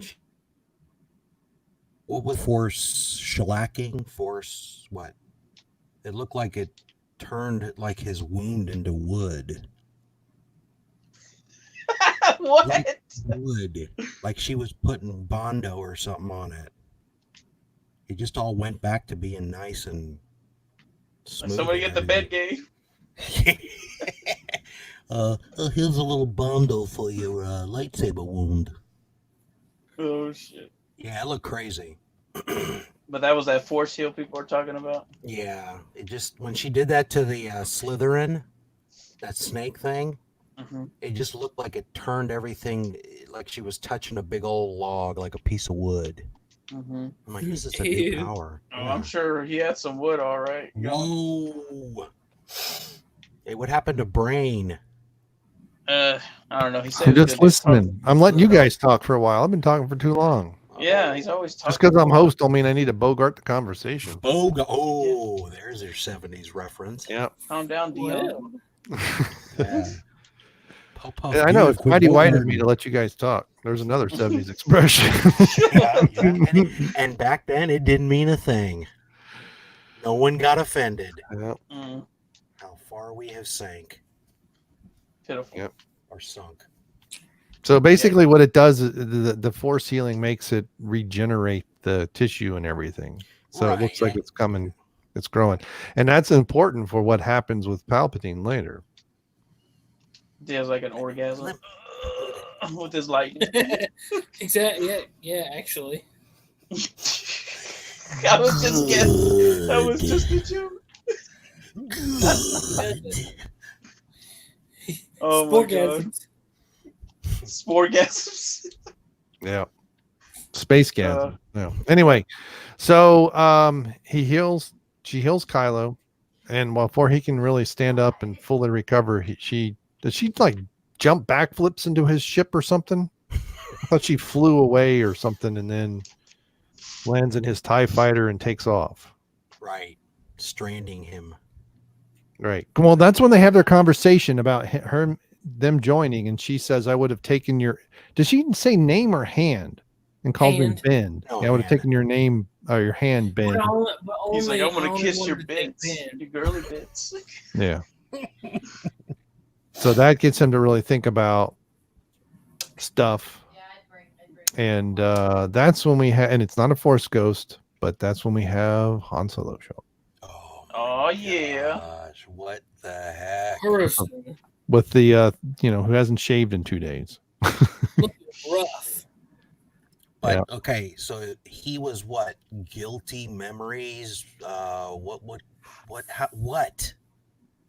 I mean, remember, for me, it's like 2 a.m. and I'm like, why is Harrison Ford here? Well, Get off my Death Star. Leia Right. had just died. Leia had just died, and I think he was starting to kind of feel, he was Guilty. wanting to. Well, he was trying to get her to join him to get rid of the Emperor, and I think he was really starting to wonder if the Sith ways were going to work. Because he's been essentially finds out he's just been a pawn all his life of the Emperor. Punk bitch is what he's been. Right. And so now he's starting to rethink where he's headed. And that's when his dad shows up as a vision. And Simba. Yeah. Is Simba. Yeah. So and again, that moment, this moment of all the moments that they had, this was the closest one to actually paying off. But it's like if they hadn't turned Han Solo into a deadbeat dad and it just had it essentially as, I think if he would have still been an okay father, but they still had a miscommunication and there was a distance between the two of them, son going off almost like a prodigal son type thing. Mhm. That moment would have had a lot of impact. And so you have in this course of what, 10 minutes or less, maybe 5 minutes, you have them fighting, Rey killing Kylo, restoring him, not killing him, but wounding him, restoring him to health, Leia dying, Han Solo showing up and having a heart-to-heart with his son and calls him Ben. And then he throws the lightsaber into the ocean, his Sith lightsaber, because he even repeats some of the dialogue that they had on the bridge. I know what to do, but I don't have the strength to do it. And he says, "You do." And he turns around and throws the lightsaber. And when he turns back around, Han Solo's gone. That would have had an emotional impact if they would have had a build up to it. It was, the audience didn't know. There was no reaction. You had all that emotional stuff in 7 or 8 minutes, and the audience was just like, "Who cares?" Oh yeah, when Like- Han Solo showed up, the two guys next to me, they were like, "Oh, come on. Really?" And then I think I was looking down and 4 other families were sleeping or something. I don't know. It was just there was no grab, there was no payoff. No, there was because How they many people was in those theaters? In my theater, Yeah. let's see. Probably about 12 or 14 people. It was pretty open, yeah. Of course, it was freaking midnight, but No. yeah. I had 52 and Yeah, but how's it? How much the whole? You say 200 and something? yeah, 276 is what the. Yeah, I don't know. At the door, they have the fire marshal. How many people Right. the theater's allowed to hold? Right. And so it was 276 was the number that was on the door. Yeah. So there was actual a fire marshal there going, "Dude, don't go in and see this thing." Oh no, they just have there's a certificate at the doorway that says this Right, theater is yeah, only placard, allowed to have. Wow. X amount. Yeah.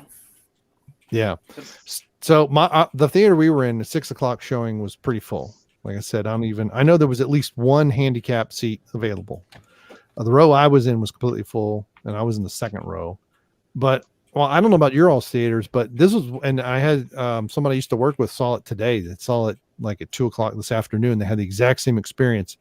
It was like a mad dash back and forth from the bathroom, and the WCBS got like Dion apparently went 2 or 3 times, and somebody else went a couple times, and there were kids because right behind me was the aisle, that the main back and forth, east west, I guess you could call it, aisle. And I kept feeling a breeze, and I look around, there's some kid running to the bathroom, and then they're running back, and then some other kids running. It was like constantly. They were all trying to get hammered before they saw the shit show. I could hear all of I could hear that all throughout the movie, even with some of the climactic scenes and stuff. People are still running back and forth in the bathroom. I'm like, is this for real? I mean, this is a Star Wars movie. No one goes anywhere for the whole time, but no. Boy, sit down. You're going to miss another Force ghost. Yeah. So here's, I put all this to blame on, well, at least as far as writing, maybe it's Jar Jar, maybe it's Kathleen Kennedy. I don't know. I mean, Kathleen Kennedy's her whole mission was to just take a dump on George's legacy, and she absolutely succeeded with that. And it's, Jar Jar put Luke out on the island. He made Han Solo a deadbeat dad and all this stuff. So that memory that he has, that it's a memory vision that he has of his father, is like, where does that come from? He's been talking about in the Force Awakens. He tells Rey that Han Solo's gonna betray her, or disappoint. He's not really a father figure. He's gonna be disappointing and all this stuff. And the wedge between the two of them is really Han Solo's doing, as opposed to him trying to find his own voice and his parents not understanding him in going off and doing something and have a realization that, oh my goodness, my dad was right all along. That would have pulled it in a little bit deeper. But again, this was another emotional moment where there was so we had the jokes that don't hit. There's no chemistry amongst the cast. We have Rey just kind of basically berating everybody constantly. And then we have this very emotional scene, very pivotal, and there is no payoff in the audience at all. None. And it's like, how can people like this movie? How can people say this is a good movie? It's like they went for something, but they didn't earn it. So that's why I think it fell flat. I mean, what do you guys think? I don't even remember what scene though. So this is on the Death Star, right when Rey takes off, and then we have the confrontation, the memory of Han Solo and Ben and all that stuff. Oh yeah. They just kind of went. It was more like why couldn't you get Harrison Ford to shave? Was my first thought. Yeah, yeah, and he sees him as the vision of him when he kills him, on the bridge, and it's just like can grow beards. Hey, yeah, it was Force can grab stuff. They can grow beards. Yeah, it's like. Go ahead. I thought when Kylo was like, I know what to do. I know what I have to do. But I don't know if I'm strong enough. I'm like, oh, he's gonna get him again. He's gonna stab him again. I thought he was gonna turn him. Run, Harrison Ford, run! I figured he was gonna kill himself. Run, Mr. President, run! Get off my Death Star. I thought he was gonna double do him. But no, you had to have a change of heart in Ben Swallow. Oh God, that name! What about the swole? Yeah. It was so I mean, anyway. So now, Rey goes. The next thing you see, is it the next? I know it's the next time we see Rey, but what is the next scene? Is it her throwing wood, or is there something else that goes on? Yeah, she's throwing wood, all right. It was. She's making wood. Where she had crash landed it on Octu. Yeah, but I thought they cut back to the people on. No, because they would have been on one of the moons of Endor where they've crashed. And I don't know. Again, this thing is it is a thrill ride, but it's like you get off and once you've recovered, you're like, yeah, I'm never riding that again. you know. It was 14 hours shoved into like 2.5. It's like Yeah. so much stuff. It's like they rarely took a break to kind of pause, reflect, and then move forward. Right. No. Well, you would get that pause in some exposition. Next scene. Exposition. Next scenes. Why? Yeah. How we're running? Why? I don't know. Because we're supposed to. Because script. And well, anyway, she's throwing wood on the fire of the I think it is the next scene. Because she takes off, and then we have the 5-minute interlude, and it's my daughter screaming in the background. And she's playing something online. She's not on Twitch though, so you can't. Anyway, so she's Y'all throwing. had a It's the 5-minute burning interlude? TIE fighter. So it's the TIE fighter. It's Kylo Ren's TIE fighter, and then she undoes the Anakin's lightsaber and throws it into the fire. And this is where you have the left hand of Luke Skywalker catches it, and Force Ghost Luke walks out I did. and says something about you know, more respect for a Jedi's weapon or something. This is where again we get more retconning of The Last Jedi and sticking it to Ryan Johnson. Yeah, they said, screw you, Ryan. Wow. Right. You round-headed bitch. Yeah, roundhead bitch. He's coming back. He's going to catch the lightsaber this time instead of be the thrower. He's going to be the catcher. Wait a He's minute. gonna That actually didn't say sound right. Oh. Yes, and this is also where we get an introduction to Leia's lightsaber and her Force abilities, and the fact that Luke trained her back in the day, right after the Return of the Jedi. Now, I And will we say have that another flashback. that face mapping that they did for both of them was pretty Yeah. decent. Yeah, it wasn't too bad. The Carrie Fisher one looked a little weird, but it really looked good for Luke. Yeah, the Mark Hamill one looked good. Yeah. He had that little butt chin going on that he used to have. But it's like they took something out of the, you know, Return of the Jedi and put it in. And because they're running through the woods and they're, you know, battling back and forth. But they have the helms with the blast shield down. So that's the thing that you see them when they're training. They don't have they can't see where they're going. Wait a minute. With the blast shield down, I can't even see. How am I supposed to fight? Well, you should have been Ray, bitch. With the flash, you know? Your eyes can deceive you. Don't trust them. Just like Robot Chicken, just kick him in the nuts.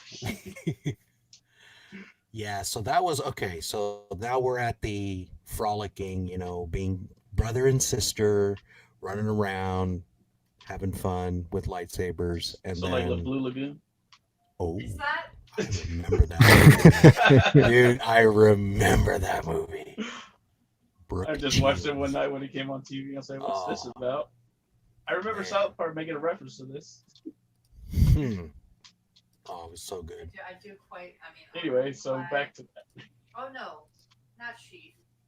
The what? I'm a clan. What's What am I doing? talking I don't know. That's why I keep muting so you guys can talk more. Man. I'm listening Alright, to the back comment. to it. That's actually So- really cool. It was a She's flashback. playing- What's going on back there? She's playing something online, or was. I don't know what she's doing. She's part of the clan. I would openly admit that. All right, Yeah, and you're the one who lives in Virginia. right. Right. The Boogaloo's gonna begin in Virginia. The Boogaloo's about to go down, son. Boogaloos, the Boogalooses.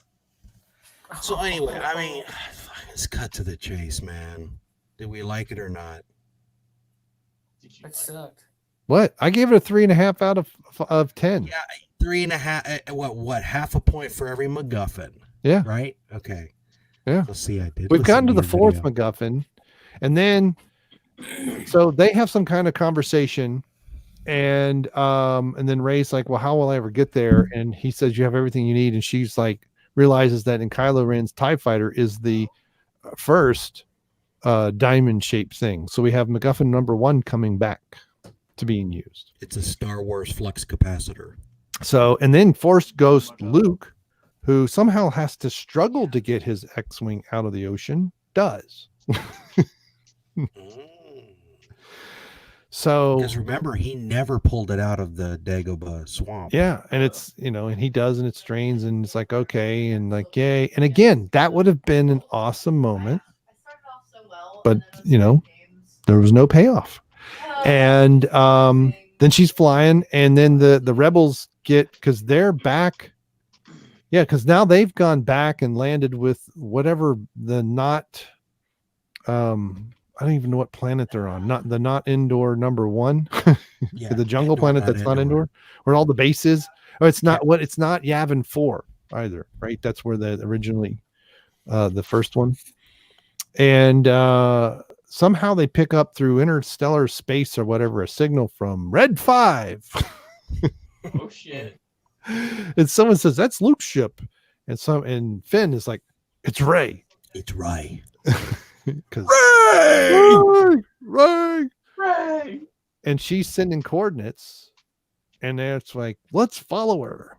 So and then they send out Lando. They hop off her trajectory or something, where she's flying, and don't they follow her path, I guess, through where she's going, Right? and that's where the whole fleet goes off. They're trying to make all these hard maneuvers just to get to a certain spot where she is, correct? Yeah. And she's flying now. In we show when Kylo Ren's flying through there too, does the same thing. I mean, she's like, it's not like she's like, going through hyperspace to a point and then turning 50 degrees and then going to another spot. She's flying in and around stuff and over things and having to do flips and loops and, all this stuff to avoid hitting all kinds of crap. And I'm like, how are they going to do that? So they send Lando out to go collect people because they think if he sends out the word, then people will join back and blah, blah, blah. I mean, there's somewhere in there, there's MacGuffin number 5 shows up, but I can't remember what it is. There's some other thing that has to happen. And anyway, the short of it is she gets there, they follow her. She lands to find Palpatine. She finds an empty throne. And this is where Palpatine shows up, and he's being suspended by a crane, and there's a bunch of people, former Siths or whatever it is, that are all yelling and cheering and all clapping and carrying on. So let me back up a little bit. Yeah. Lando is the little finger of the Battle of the Bastards in this one. Am I correct? I don't know. Remember, Littlefinger got the folks from the Veil and saved everyone just in time. Yeah. In the nick of time. That's what in the nick of time. Never on time or late, just in the nick of time. Right when the sword is coming down on the main hero, then he looks over, he's distracted by the 400,000 Veil Riders that are going to kill him, turn his ass to pulp. Mm-hmm. I don't even know what you're talking about. Talking about Game of Thrones. Game of Thrones. Is it? Lando is the little finger. Yeah. Yeah. That blast came from the Death Star. That thing's operational. Thing's operational. Wow. The Puerto Rican one. One second, guys. Hang on. Talk amongst yourselves for a second. Okay. Oh, okay. Is that what we're doing? Maneuvering, yeah. Yeah. So this is where, I mean, this part of it felt so long to me, because they're shooting. They got to land on. They got to take out. See, now I don't know if they consider. I would consider it a MacGuffin. They don't have to acquire this. They have to take it out. So for some stupid reason that I don't understand, the Emperor has all this strength to raise this fleet out of I don't know what, the ice, I don't know what, and then you see this fleet early on in the movie, and then when you see it later, they're all these ships are fully staffed, and they've got different uniforms, and they're all operational, and this fleet is like, I don't know, Seth, what do you think, thousands of ships? Because they say something like, with this fleet, because that's the other thing, is they figure out that there's that fleet, because that was what the Hobbit, what's his nuts, was doing. His character was like, oh, they have a Sith fleet. And I'm like, how do they find that out? Because they read the script from the other scene, because they didn't have any of that information.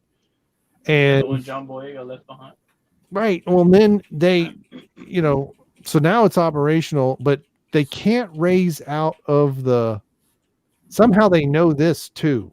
Somebody, was it Rose that knows that they can't raise, the ships can't rise out of the atmosphere or something, that they have to have a signal to follow, because it's like, It's something to do with the navigational stuff, and they can't figure out where they are until they get clear of the ion layer or some BS. And it's like, just go up, just go against gravity, and you'll be fine. Right. So there's this, but and I thought it was hovering, but they talked about a ground assault, and Finn's like, I got an idea about that, and so that's where they go and pick somehow in the midst of all this, they have time to go find people to show up, go pick up the horse people because they didn't come with them, and and that's the whole the charge of the Light Brigade on the Star Destroyer, because they figure out what they're doing. They being the final order or whatever in the heck they're called, the New Empire. And so I guess, I don't know, did he make a clone fleet of officers? Yeah. Because they're all, they're all different. They figure out that they're going after the one beacon, just one beacon with all these thousands of ships everywhere. And they transfer that to the main carrier thing that's a little bit higher than the rest of the fleet. And I'm just like, this is so dumb. This makes zero sense that these ships just couldn't take off, and again, okay, let's say there is a navigational problem. You can tell which way is down because of gravity, and if you go against that at 180 degrees, you're going straight up. I mean, this is so stupid. And that's where they land, but it's a tower that's not, because Finn feels that that's where the new feed is coming from, and so they change direction, and they said they've landed a landing craft on the deck, and he said jam their speeders, and they're not using speeders, and like, well, what are they using? And they cut to it, and off they gallop with the horses. When the winged hussars arrive. Yeah, and it's so. They got to find and destroy MacGuffin number 5 here. And of course, Finn knows exactly where to go, which hatch to open. And they're having these conversations, and they're running around, and there's literally laser bolts zipping by them like they're in a field of a swarm of bees or something. Mm-hmm. And it's like, and there's people dying all around, and then you'll see an X-wing come buzzing by, and TIE fighters come buzzing by, and the X-wings will strafe and blow up troop carriers, because they also land troop carriers on this deck.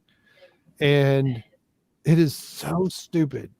It's like every time you get in a scene that makes no sense, or you have a WTF moment, you're like, they can't do any worse than that. Well, the next scene opens with "Hold my beer." It's unbelievable. Yeah, so the horses in my bag, Daddy. Right, so they blow up the thing, and it goes back and forth, but I'm going to stick on the carrier, because the carrier stuff gets dumber. And so there's a gun turret, right? And most of the time you've seen these gun turrets, like on the Death Star and other things, they've been internal, right? The mechanism. Some of them are internal, yeah.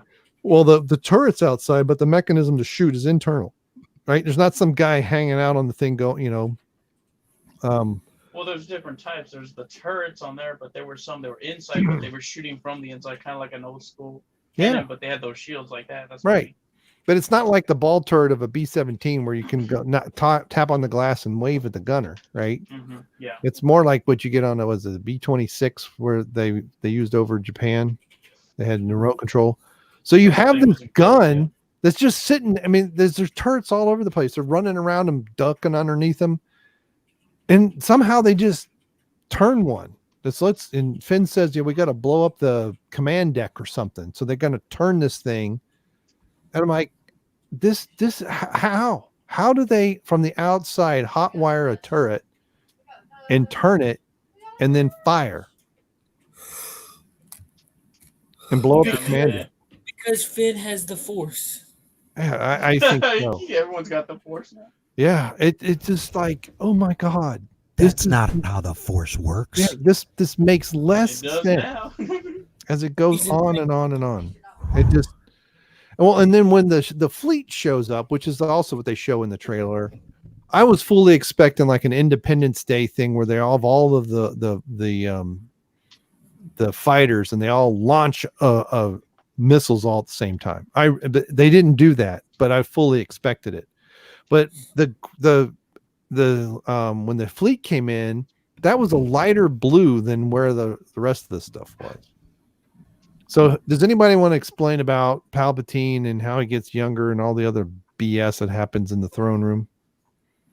Or do you want to talk about the fleets thing too? I mean, I just Pope. Finn is using a thing. He has a thing on his wrist, kind of very similar to what they used on Hoth to communicate, because he's talking into it the whole time. By the way, another callback. Station 57. Yeah. We're on our way. My tauntaun will freeze before I reach the first checkpoint. And I'll see you in hell. Get off my icecraft. So it was like, but I have can I to say fully something about admit that the Palpatine? Charge of the Light Brigade was as dumb in the movie as it looked in the trailer. Agreed. The whole premise, everything, I was just like, because it's, it's, oh my God. So someone else talk. Yeah, because Brian's about to lose his shit. I think we all I haven't seen the movie, so I can't say shit. Does anybody have friends that enjoyed it? I do. Yeah, I had people that say they liked it. I don't know about enjoyed, but they said I'm on Facebook. Some people I've known from, in college 30 plus years ago. It's like, I'm like, okay, you enjoyed it. Because I think they enjoyed the ride. I think if you fully turn your brain off, what is the worst Marvel movie? Age of Ultron? Other than Captain Marvel. Black Panther. That's me. I mean, I was as bored in this movie as I was in Civil War, but at least Civil War sort of made sense. Yeah. Civil War in second viewings and third viewings, was really a good Marvel film. Yeah. It was, upon, the next viewings and stuff, it made a lot of sense. I don't think many people caught it up front, what they were trying to say. Yeah, maybe I didn't. I do want to talk about this Palpatine thing because it's just got me all freaked out. Palpatine. Palpatine. Okay, this guy's supposed to be some crusted out old 30 plus year destroyed freaking carcass, and the Ian McDiarmid that they used in this film looked like his cheeks were filled. It looked like he didn't look decrepit. He didn't look like the last crusty old butthead looking thing that we saw in Return of the Jedi. He looked like he was full and maybe pumped up full of fluids. Maybe he was retaining, fluids, a lot of sodium in that little the fluids that he was getting. And pomegranate. It didn't make sense because I'm like, okay, he's talking and they're switching the light around and everything to make him look all scary, but it's not what I would have imagined an old crusty, machine kept alive Palpatine would have looked like. So that threw me for a loop. And then it didn't seem like it was the guy that we should have seen from falling down that shaft, as opposed to getting the shaft that we should have seen from the older movies. That's all. That's it. That's just it. Maybe it was 2 a.m. What an asshole. Yeah. What an asshole. So, well, when they finally when Rey and Kylo, so Kylo gets there, following her. Doesn't he have a blaster at first? And so he starts shooting various guards, and then the Knights of Ren show up, and so I don't understand why I guess he drops his weapon or something. It's like he's going to fight them with honor as opposed to just shooting them all real quickly. Him around a little bit.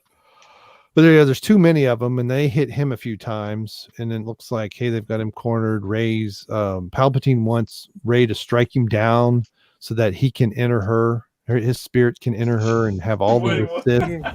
Whoa. That's what she said. That's what he says. He did say that. Into you. Yeah. And so this But the setup here, now I will say this was well set up within the context of the movie when they've been able to pull. We've been talking about when they're having the force visions of each other and they see, surroundings go in and out of the two scenes. She senses him. They communicate without anybody noticing. So no, Palpatine doesn't feel the force tingling. And so she has Anakin's lightsaber and she goes to put it behind her. She's like steps forward, puts it behind her head, like she's going to come down with an overhead strike. And she pulls her hand back. It's empty. And they cut to Kylo and he's got the lightsaber. Oh shit. And apparently I've been watching this in the Facebook chat for the WCBS group. This is in the EU. It's like they used all these things out of the EU. And so now he has the Anakin's lightsaber and he's fighting the Knights of Ren, and that doesn't take long. That was badass. I like that part where they were able to transfer the lightsabers with force touch. Psych. Yeah. See, now, so within the context of that, that was sort of set up in Last Jedi and went full force there. And then of course she has Leia's lightsaber, and so that's when he fights through all that and shows up, and that's when we see the leaked scene of him holding the blue lightsaber, and Leia's lightsaber is blue, and they're ready to go after him. And he reaches out, Palpatine reaches out and starts taking their life force from them. So he's kind of like doing the force heal, but the other way around. He's pulling the life out of them, because that's what. When she heals the snakes, they asked him, "What did you do?" He said, "I just transferred some of my life energy into the snake." And he starts to get younger. His fingers grow back, and so that's what it looks like. He's going to just zap them both. And why does he pause to gloat a bit or something? And then Kylo stands up. Yeah, he's I think so. he's saying, or he's basically telling him that his supremacy is supreme. Yeah. He starts monologuing. Like That's what he He does. starts monologuing. And so he pushes Kylo down the pit. He says, as I fell in the pit, so are you, or whatever, and BS he says. And then Rey gets up, and the ships are all starting, and she's like looking up, and they're starting to take down some of these, because every one of these Star Destroyers too have a planet killing weapon. And so they have shitload of Death Stars. yeah, so how did that see? Now that I think about that, he says that, and we have one go to the planet where they the Raiders of the Lost Ark planet, and they blow it up, and that's I thought that was one of the newer ships. So at least one of them got out of the. So why are the rest of them still stuck in the atmosphere? That makes me. I just realized how little. Yeah, it's like, wait a minute, they already got out and went into hyperspace and everything. But anyway, I don't want to backtrack that far back in the movie, but he then shoots out force lightning, okay, to the whole fleet. But somehow it's smart force lightning. So it knows not to hit any of the first order ships. So none of the Star Destroyers, TIE fighters, nothing, troop carriers. It only hits all of the rebels. Because he has focus. And it's like thousands and thousands of ships here. I mean, it is just full. It's like Independence Day on steroids. Okay. And then so he ripped off another movie. Oh no, yeah, he's ripping off movies left and right. Oh yeah, man. I mean, there was one that Anna brought up on Twitter today. I forget when it was, and it was like, oh my goodness, I can't believe I didn't. I had to look through her stream. She's got a zillion tweets out today, but yeah, it was like, and then Rey stands up and I don't know, blah blah blah, something this, something that.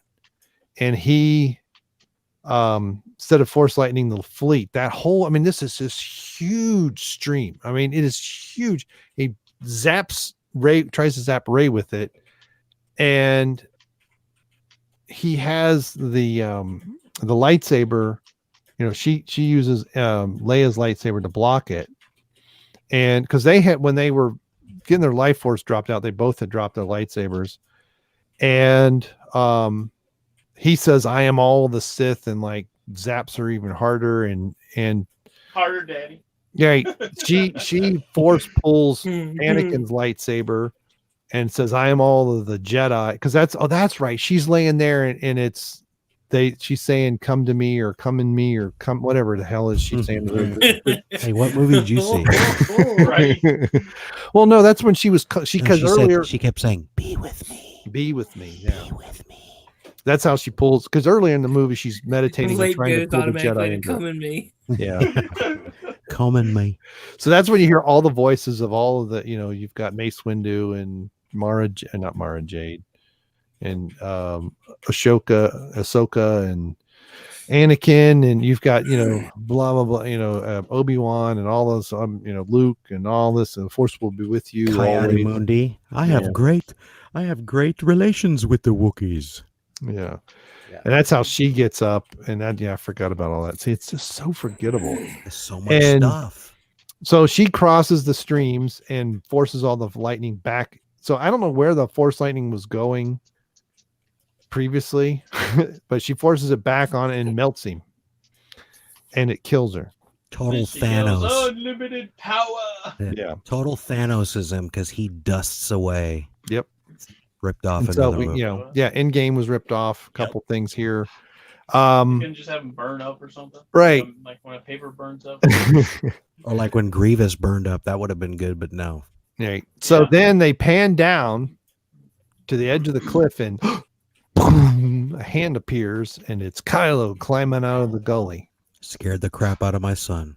When that hand hit, boom. He's like, "Dad, I almost peed myself." Yeah. Nick said that whoever was sitting next to him jumped too, and I was like, "Yeah, right." So Kylo comes He was over, upstairs. and he's now just totally Reylo'd, and realizes she's dead, and this is the best acting Daisy's ever done. Is she really played a dead dead person very He's like, well. "My honey bun."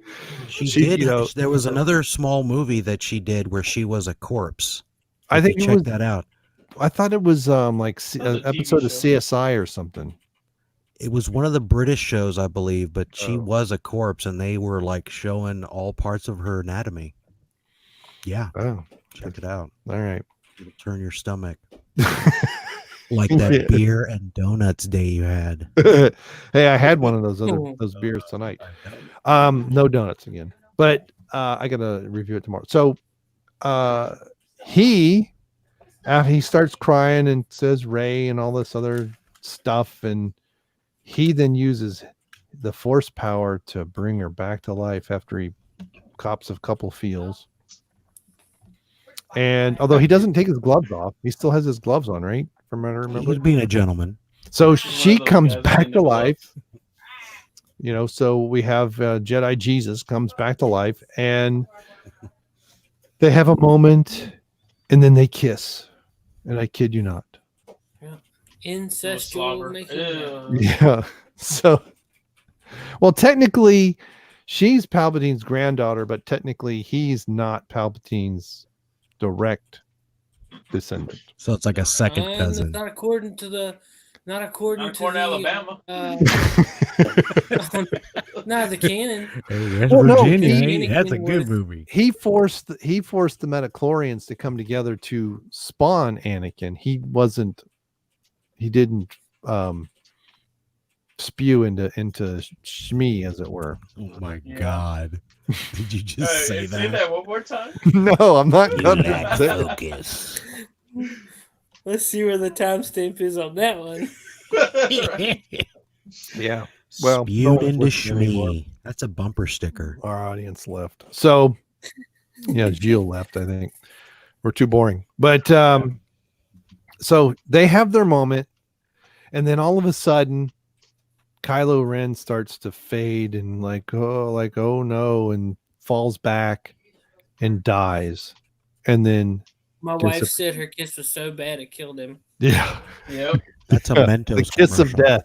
Bastard died a virgin. And I think yeah. that was a kiss. Yeah. And then he disappears. And at the moment he disappears, Leia, who's been dead and under a sheet, disappears with Maz Like, okay, it's Kanata. about time to go. Maz Kanata watching, and she somehow senses that she knows what's going on. Oh, wait a minute. And we forgot that Finn looked down after they were blowing up all the fleet and said, Rey, when she fell and collapsed. I forgot he yelled Rey yet again. Yet again. So, It's got to be like a hat trick. 3 times he Right. yelled that. oh, at least 3 Yeah. times. Yeah. And, pining over that white woman still. No, it's and who's the racist? Right. Well, the Jewish filmmaker is. Exactly. Black janitor. It's so, Pining over a white woman. so,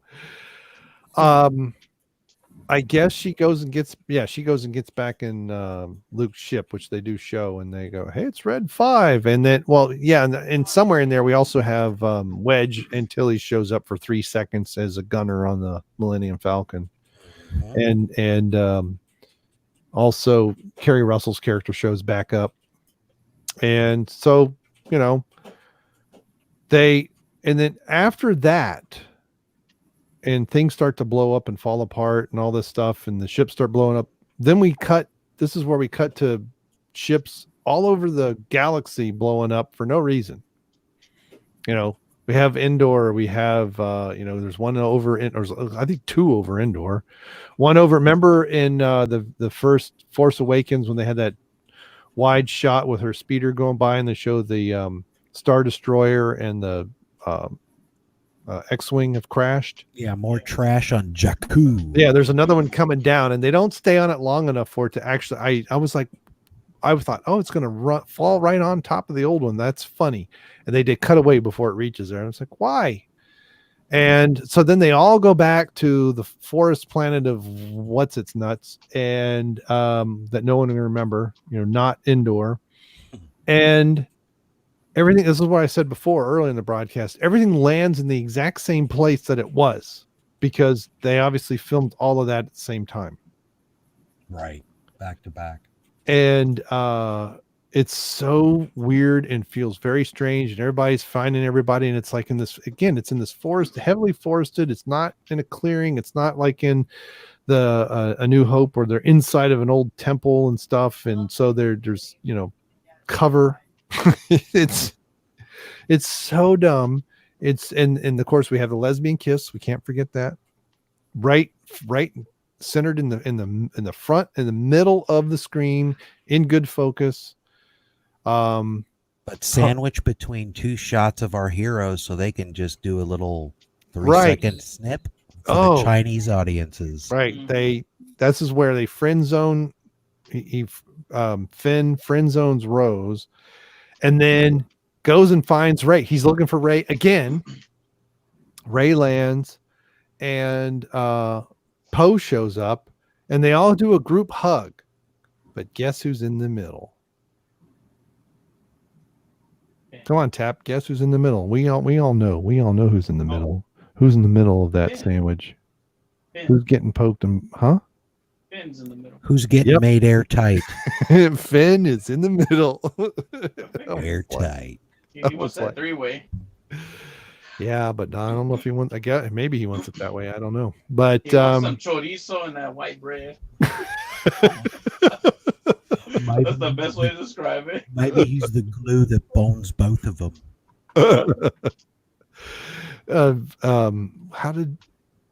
After we got out of the movie theater, how did Jeff describe a reverse Oreo cook? Oh God. There you go. Yeah. Kettle black. The chocolate's on the inside. So and it is a creepy group hug. At least I found it creepy. So you want to go fuck later? Well, You gonna be around? Or you gotta go to the Tatooine place or something? right. Was it right before then when Poe sees Keri Russell's character and kind of like does this little nod like, hey, we're gonna get back together, and she's like, nah. Before the creepy hug. Yeah. So, and then Chewie's sitting there all sad, and Maz Kanata comes over and tells him that, Leia, this is for you, Chewie, and it's a medal from the first movie Yes. that he didn't get. and I yelled out, "It's about time!" Yeah, I think someone else, it may have been Dion. I mean, Dion yelled out like 3 times during the movie, and there were more reactions to what he said than what was going on screen. Mhm. And he was like on the other side of the theater, halfway back from me. I mean, the thing that got the biggest reaction, we had a Sprite commercial, cranberry Sprite commercial with LeBron James right before the movie started. And as soon as it went dark and before the next things, we're in the darkness. I think the long time ago in the galaxy far, far away, I think it was just showing. And Dion said, "Who the F believes LeBron James drinks Sprite cranberry?" And the whole theater. What is with that? Because people were laughing as that commercial was on. They were like just giggling about it. So I kept thinking, it's so dumb. Is it like as an inside joke? I mean, that a be. boomer can't figure out or something? Yeah. If you That's follow made the up. NBA, you get it. Yeah. It was hilarious. But that was the biggest reaction of any. So we had, when they showed the Star Wars logo, there was a little bit of clapping for maybe 7-8 seconds. And at the end of the movie, when, da, da, da, da, and all that, Yeah. there was a smattering of applause.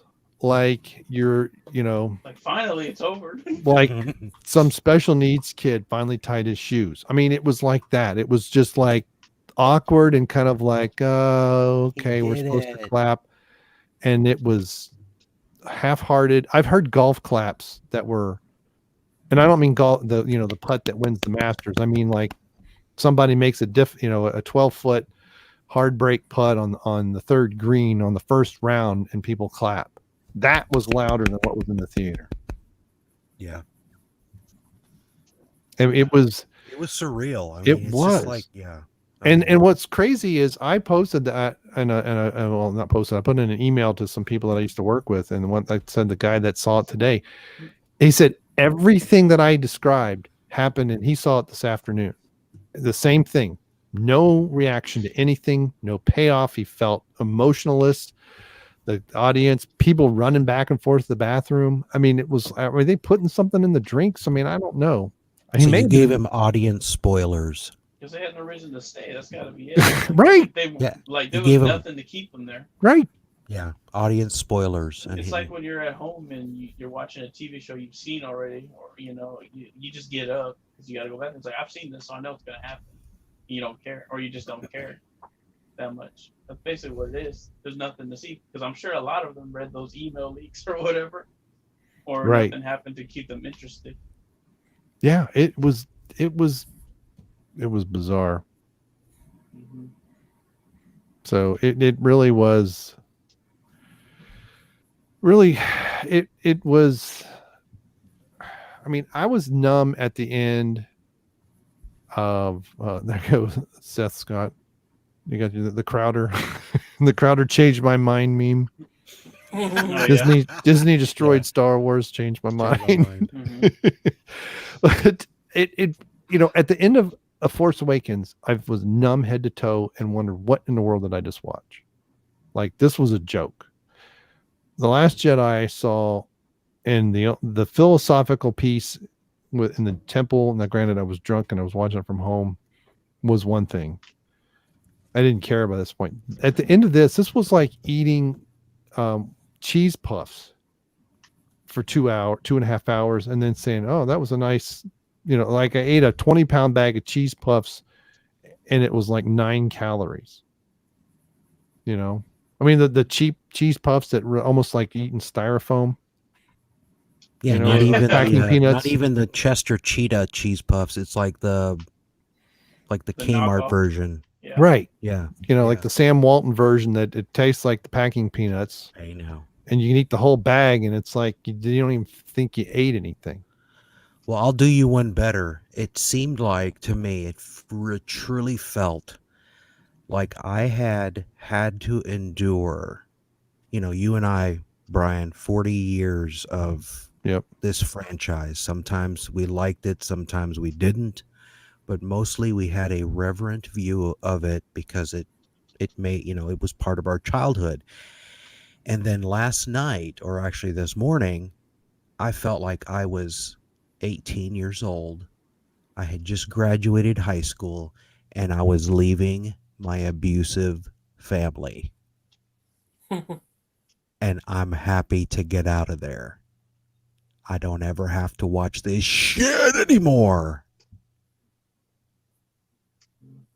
Yeah, it's I'm sure you'll all agree. finally over. Yeah, I'll agree with you. I haven't even seen it yet, and I'll agree with that. Yeah. We don't have to deal with the abusiveness of, especially, the last 5 years of this, being told that if you don't like my movie, you're a whatever ist. This Yeah, we're ist. the assholes. We're the assholes because you can't make a proper film because you film your first draft Right. and no one catches it. Yeah. Because somehow you were getting it up with Kathleen Kennedy. That's got to be it. She's got a soft spot. What I mean is, She likes Megan. round head. I mean, it's got to be. So, Yeah. It does feel that way because that's part. I mean, halfway into the movie, I was like, okay, if two things would have happened, if you would have built this over two movies and not talked down to the audience like we're a bunch of, people weren't going to like stuff or they're going to love stuff or not like stuff, but in particular Rian Johnson, but he wasn't the only one really going after the audience. This could have been ending the trilogy. The whole premise of ending the whole saga was stupid because that really ended with Return of the Jedi. yes, it was go on with another story. It could be another generation. Set it 300 years in the future. I don't care, but tell some other story arc. It doesn't have to be this rise and fall thing. It can be exploring the nature of the Force or, something. I don't care which, but because I didn't necessarily like George Lucas's idea with them, but because he introduced the midichlorians again, even though it had been taken out in the 70s and he put it back in, all that crap. But had there been decent will with the audience and had they built up to this, because a lot of stuff looked like they were just taken straight off of Reddit. I made that comment earlier. I made a comment last night. It does feel that way because a lot of the stuff like who's Rey, me and Palpatine's granddaughter, all that kind of stuff was, various fan theories that came to fruition. There was a Reylo shippers movement, and they were, now granted, they were very abusive to Adam Driver and his wife and everything else, the hardcore shippers, but fucking hate shippers. right. Had there been, this would have been an interesting twist. Instead of having this, Kylo Ren fighting, maybe there's an outside villain and they do fall for each other better than what they showed in the prequels between Anakin and Padme. That stuff would have paid off. Had there been a little secret. Right. Had there been a different reason why Solo and Ben were, separated and all this, it could have paid off. It was like so much. If that's what they would have built toward, this movie would have probably been the fourth best Star Wars movie. Because it wasn't. It's still not going to beat the original three, but it could easily beat the prequels. But they didn't build up to any of that. Yep. And they crapped on the fans for the whole time. And Kathleen had one mission, and that was to destroy George's legacy and introduce all of her political BS and the whole thing and identity politics and all of that. That would have been a really good movie. Yep. Could have been. To me, what's unforgivable, and I'm a pretty nice guy. From what I hear. That's what You guys keep talking. I gotta let the dogs out. Yeah. Okay. From what I hear, it's like, but when you start shitting on the fans and going, you don't like it because toxic masculinity. Yeah, because come on. That now you're putting your issues on us because you had one job, and that's to produce a good film. Like thousands before you. Oh yeah. Let's talk amongst ourselves. Think of that. Just couldn't do it. Yeah. They figured they were Out. at that point where they didn't have to work as hard, or you know what I mean? Because Kathleen Kennedy was the big dick around Lucasfilm. Mm-hmm. She didn't think she had to do anything. I mean, at the same time, yeah, what Brian said that she was out to destroy George's legacy for whatever reason. She had to stick up her ass about George. I guess he didn't like her coffee that she served. She served him last time. Right. Something. And you know, like back in the day, you read those articles that Spielberg called her out because she couldn't she couldn't file properly or whatever. And then you don't like me because you're a misogynist, and I'm gonna Title 10 sue you. Oh, wait a minute, you can keep the job. And she rose up the ranks. I would say, do it, bitch. I'm telling her, like, look, you just can't do shit. You just don't know how to do shit. I'll hire another woman. The next one I hire will be a woman, and I'll show your ass. And she's gonna have big boobs. Yep. This is the 70s. I don't have to follow your women's empowerment, so you're out of here. Yeah. I have no proof, just a little hunch, and you follow the heart. This lady's one job was to destroy the franchise. Talk about and she did. Mm-hmm. So, are we going to recommend this film for people to see? Yes. Heck no. If you feel like ruining your night. You want to start becoming an alcoholic. We need more alkies in this society. Yep. Again, I enjoyed the ride. There was, 10 pounds of shit and a 2-pound sock. A lot to sift through. Will I get the DVD or the Blu-ray? Only if there are alternative views, all the extras, and that explains this a little bit better. Give me the 6 endings. Give me the 6 versions of stuff you pulled out. Then perhaps let's see the one where Palpatine entered her. Right. that he spooges into Shmi. Yep. That's a bumper sticker, guys. Yep. Exactly. Jeez. And that was late right there. He's nasty. Talk about how he's so cool. He's a real nasty, man. Yeah. He's a nasty old man. I'm nice, yeah. So talking about his dog. So what? Okay, I haven't heard that story. No, do tell. It's always talking about, every time I'm not doing anything, these dogs are, quiet. But as soon as I start, the dogs are farting all the time. Are you a scat or something? Man, it probably ain't the dog farting. It's probably him farting. Yeah. Well, I remember a couple weeks ago. Just in case, we happen to hear one, we'll be like, "Wait, was that you?" Like, no, that's the dogs. Yeah. Do you guys go on to other different YouTube channels? I mean, I was on a couple. No, you don't ever just on this one. We're so little, and sometimes I'm saying as individuals. Oh no, not really. I used to go to another one, but I stopped that. Yeah, we had a couple that we bounced between, and we can talk about that off air. Yeah. It's a little certain things. Anyway, back to Star Wars. Let's talk about some good Star Wars. I actually started watching New Hope today, and I was watching. I'm like, man, it's funny how those old movies, whatever old movie you can think of, and how you can still watch it to this day. Like hell, I can still watch Gone with the Wind to this day. I have no desire to watch old Star Wars now. Yeah, you don't? Is that what you're saying? Nope, I don't care. That's a shame. Really, you've been burnt out of and blown away by all this the shenanigans.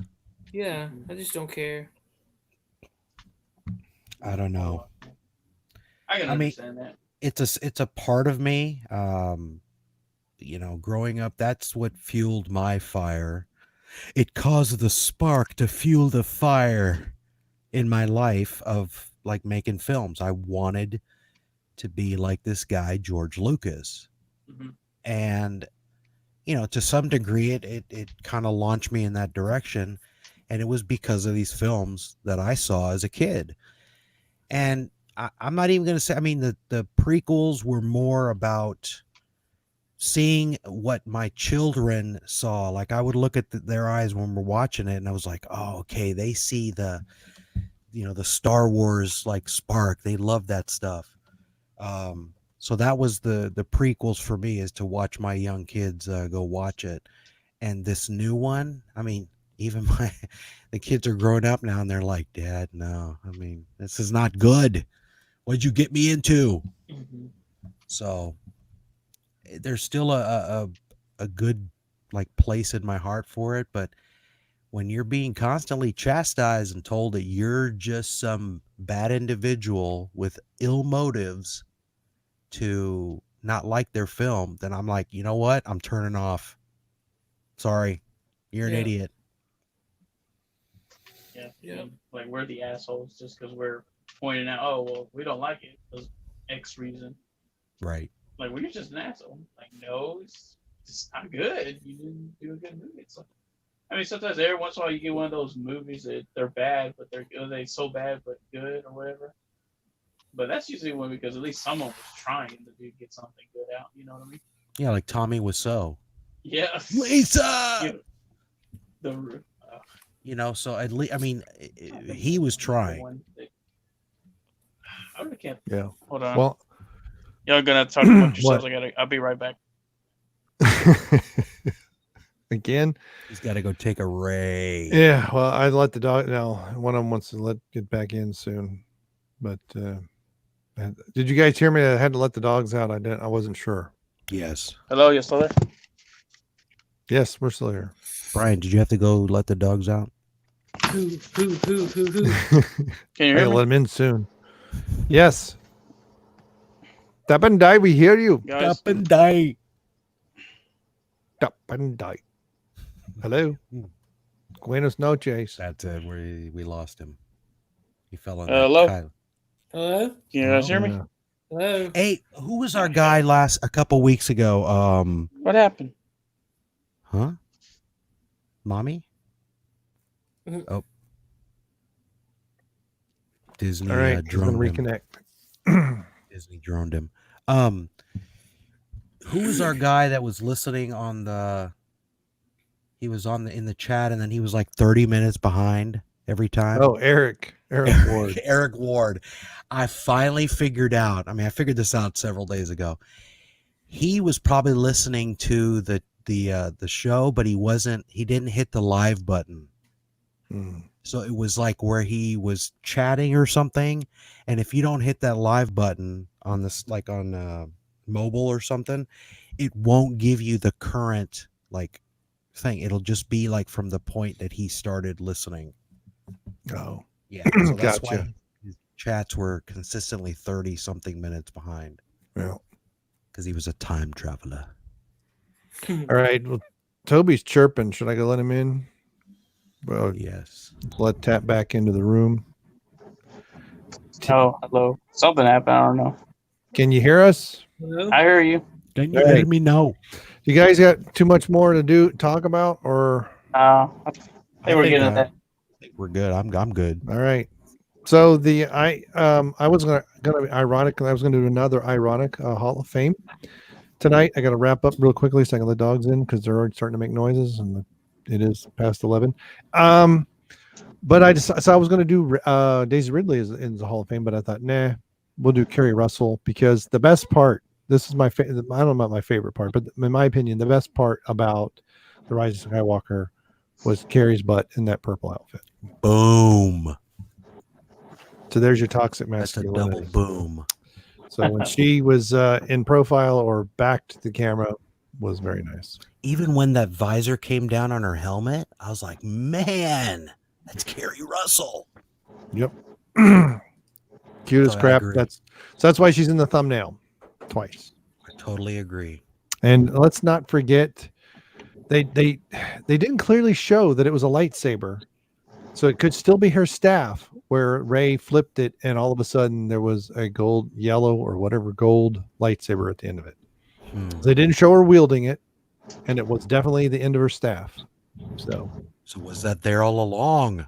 yep, that was also another fan theory from the very get-go. I was like, that looks like a lightsaber on both ends. So that was one of the theories, is that it was a a very long dual wielding like Darth Maul. So any other quick anythings at all? Nothing? Nope. No, not really. All right. All right. Thanks everybody for joining us for episode 108 of the Fan Cast. I have been your host, Brain Muffin, Channel Dad, and General Boomer. Joining us for part of the fun was Prime Mover. Boom. Merry Christmas. Also joining us from Place East of me, Appalachian American. Y'all take care. All right. Tab and I take us out, and good night, everybody. Come inside. Oops, sorry, wrong one. Wrong movie. Wrong movie. Good night. That'll be the Rise of Skywalker. Oh, yes, we did forget that her name is Rey. Rey Skywalker. Rey Skywalker. Skywalker. Good night. Dark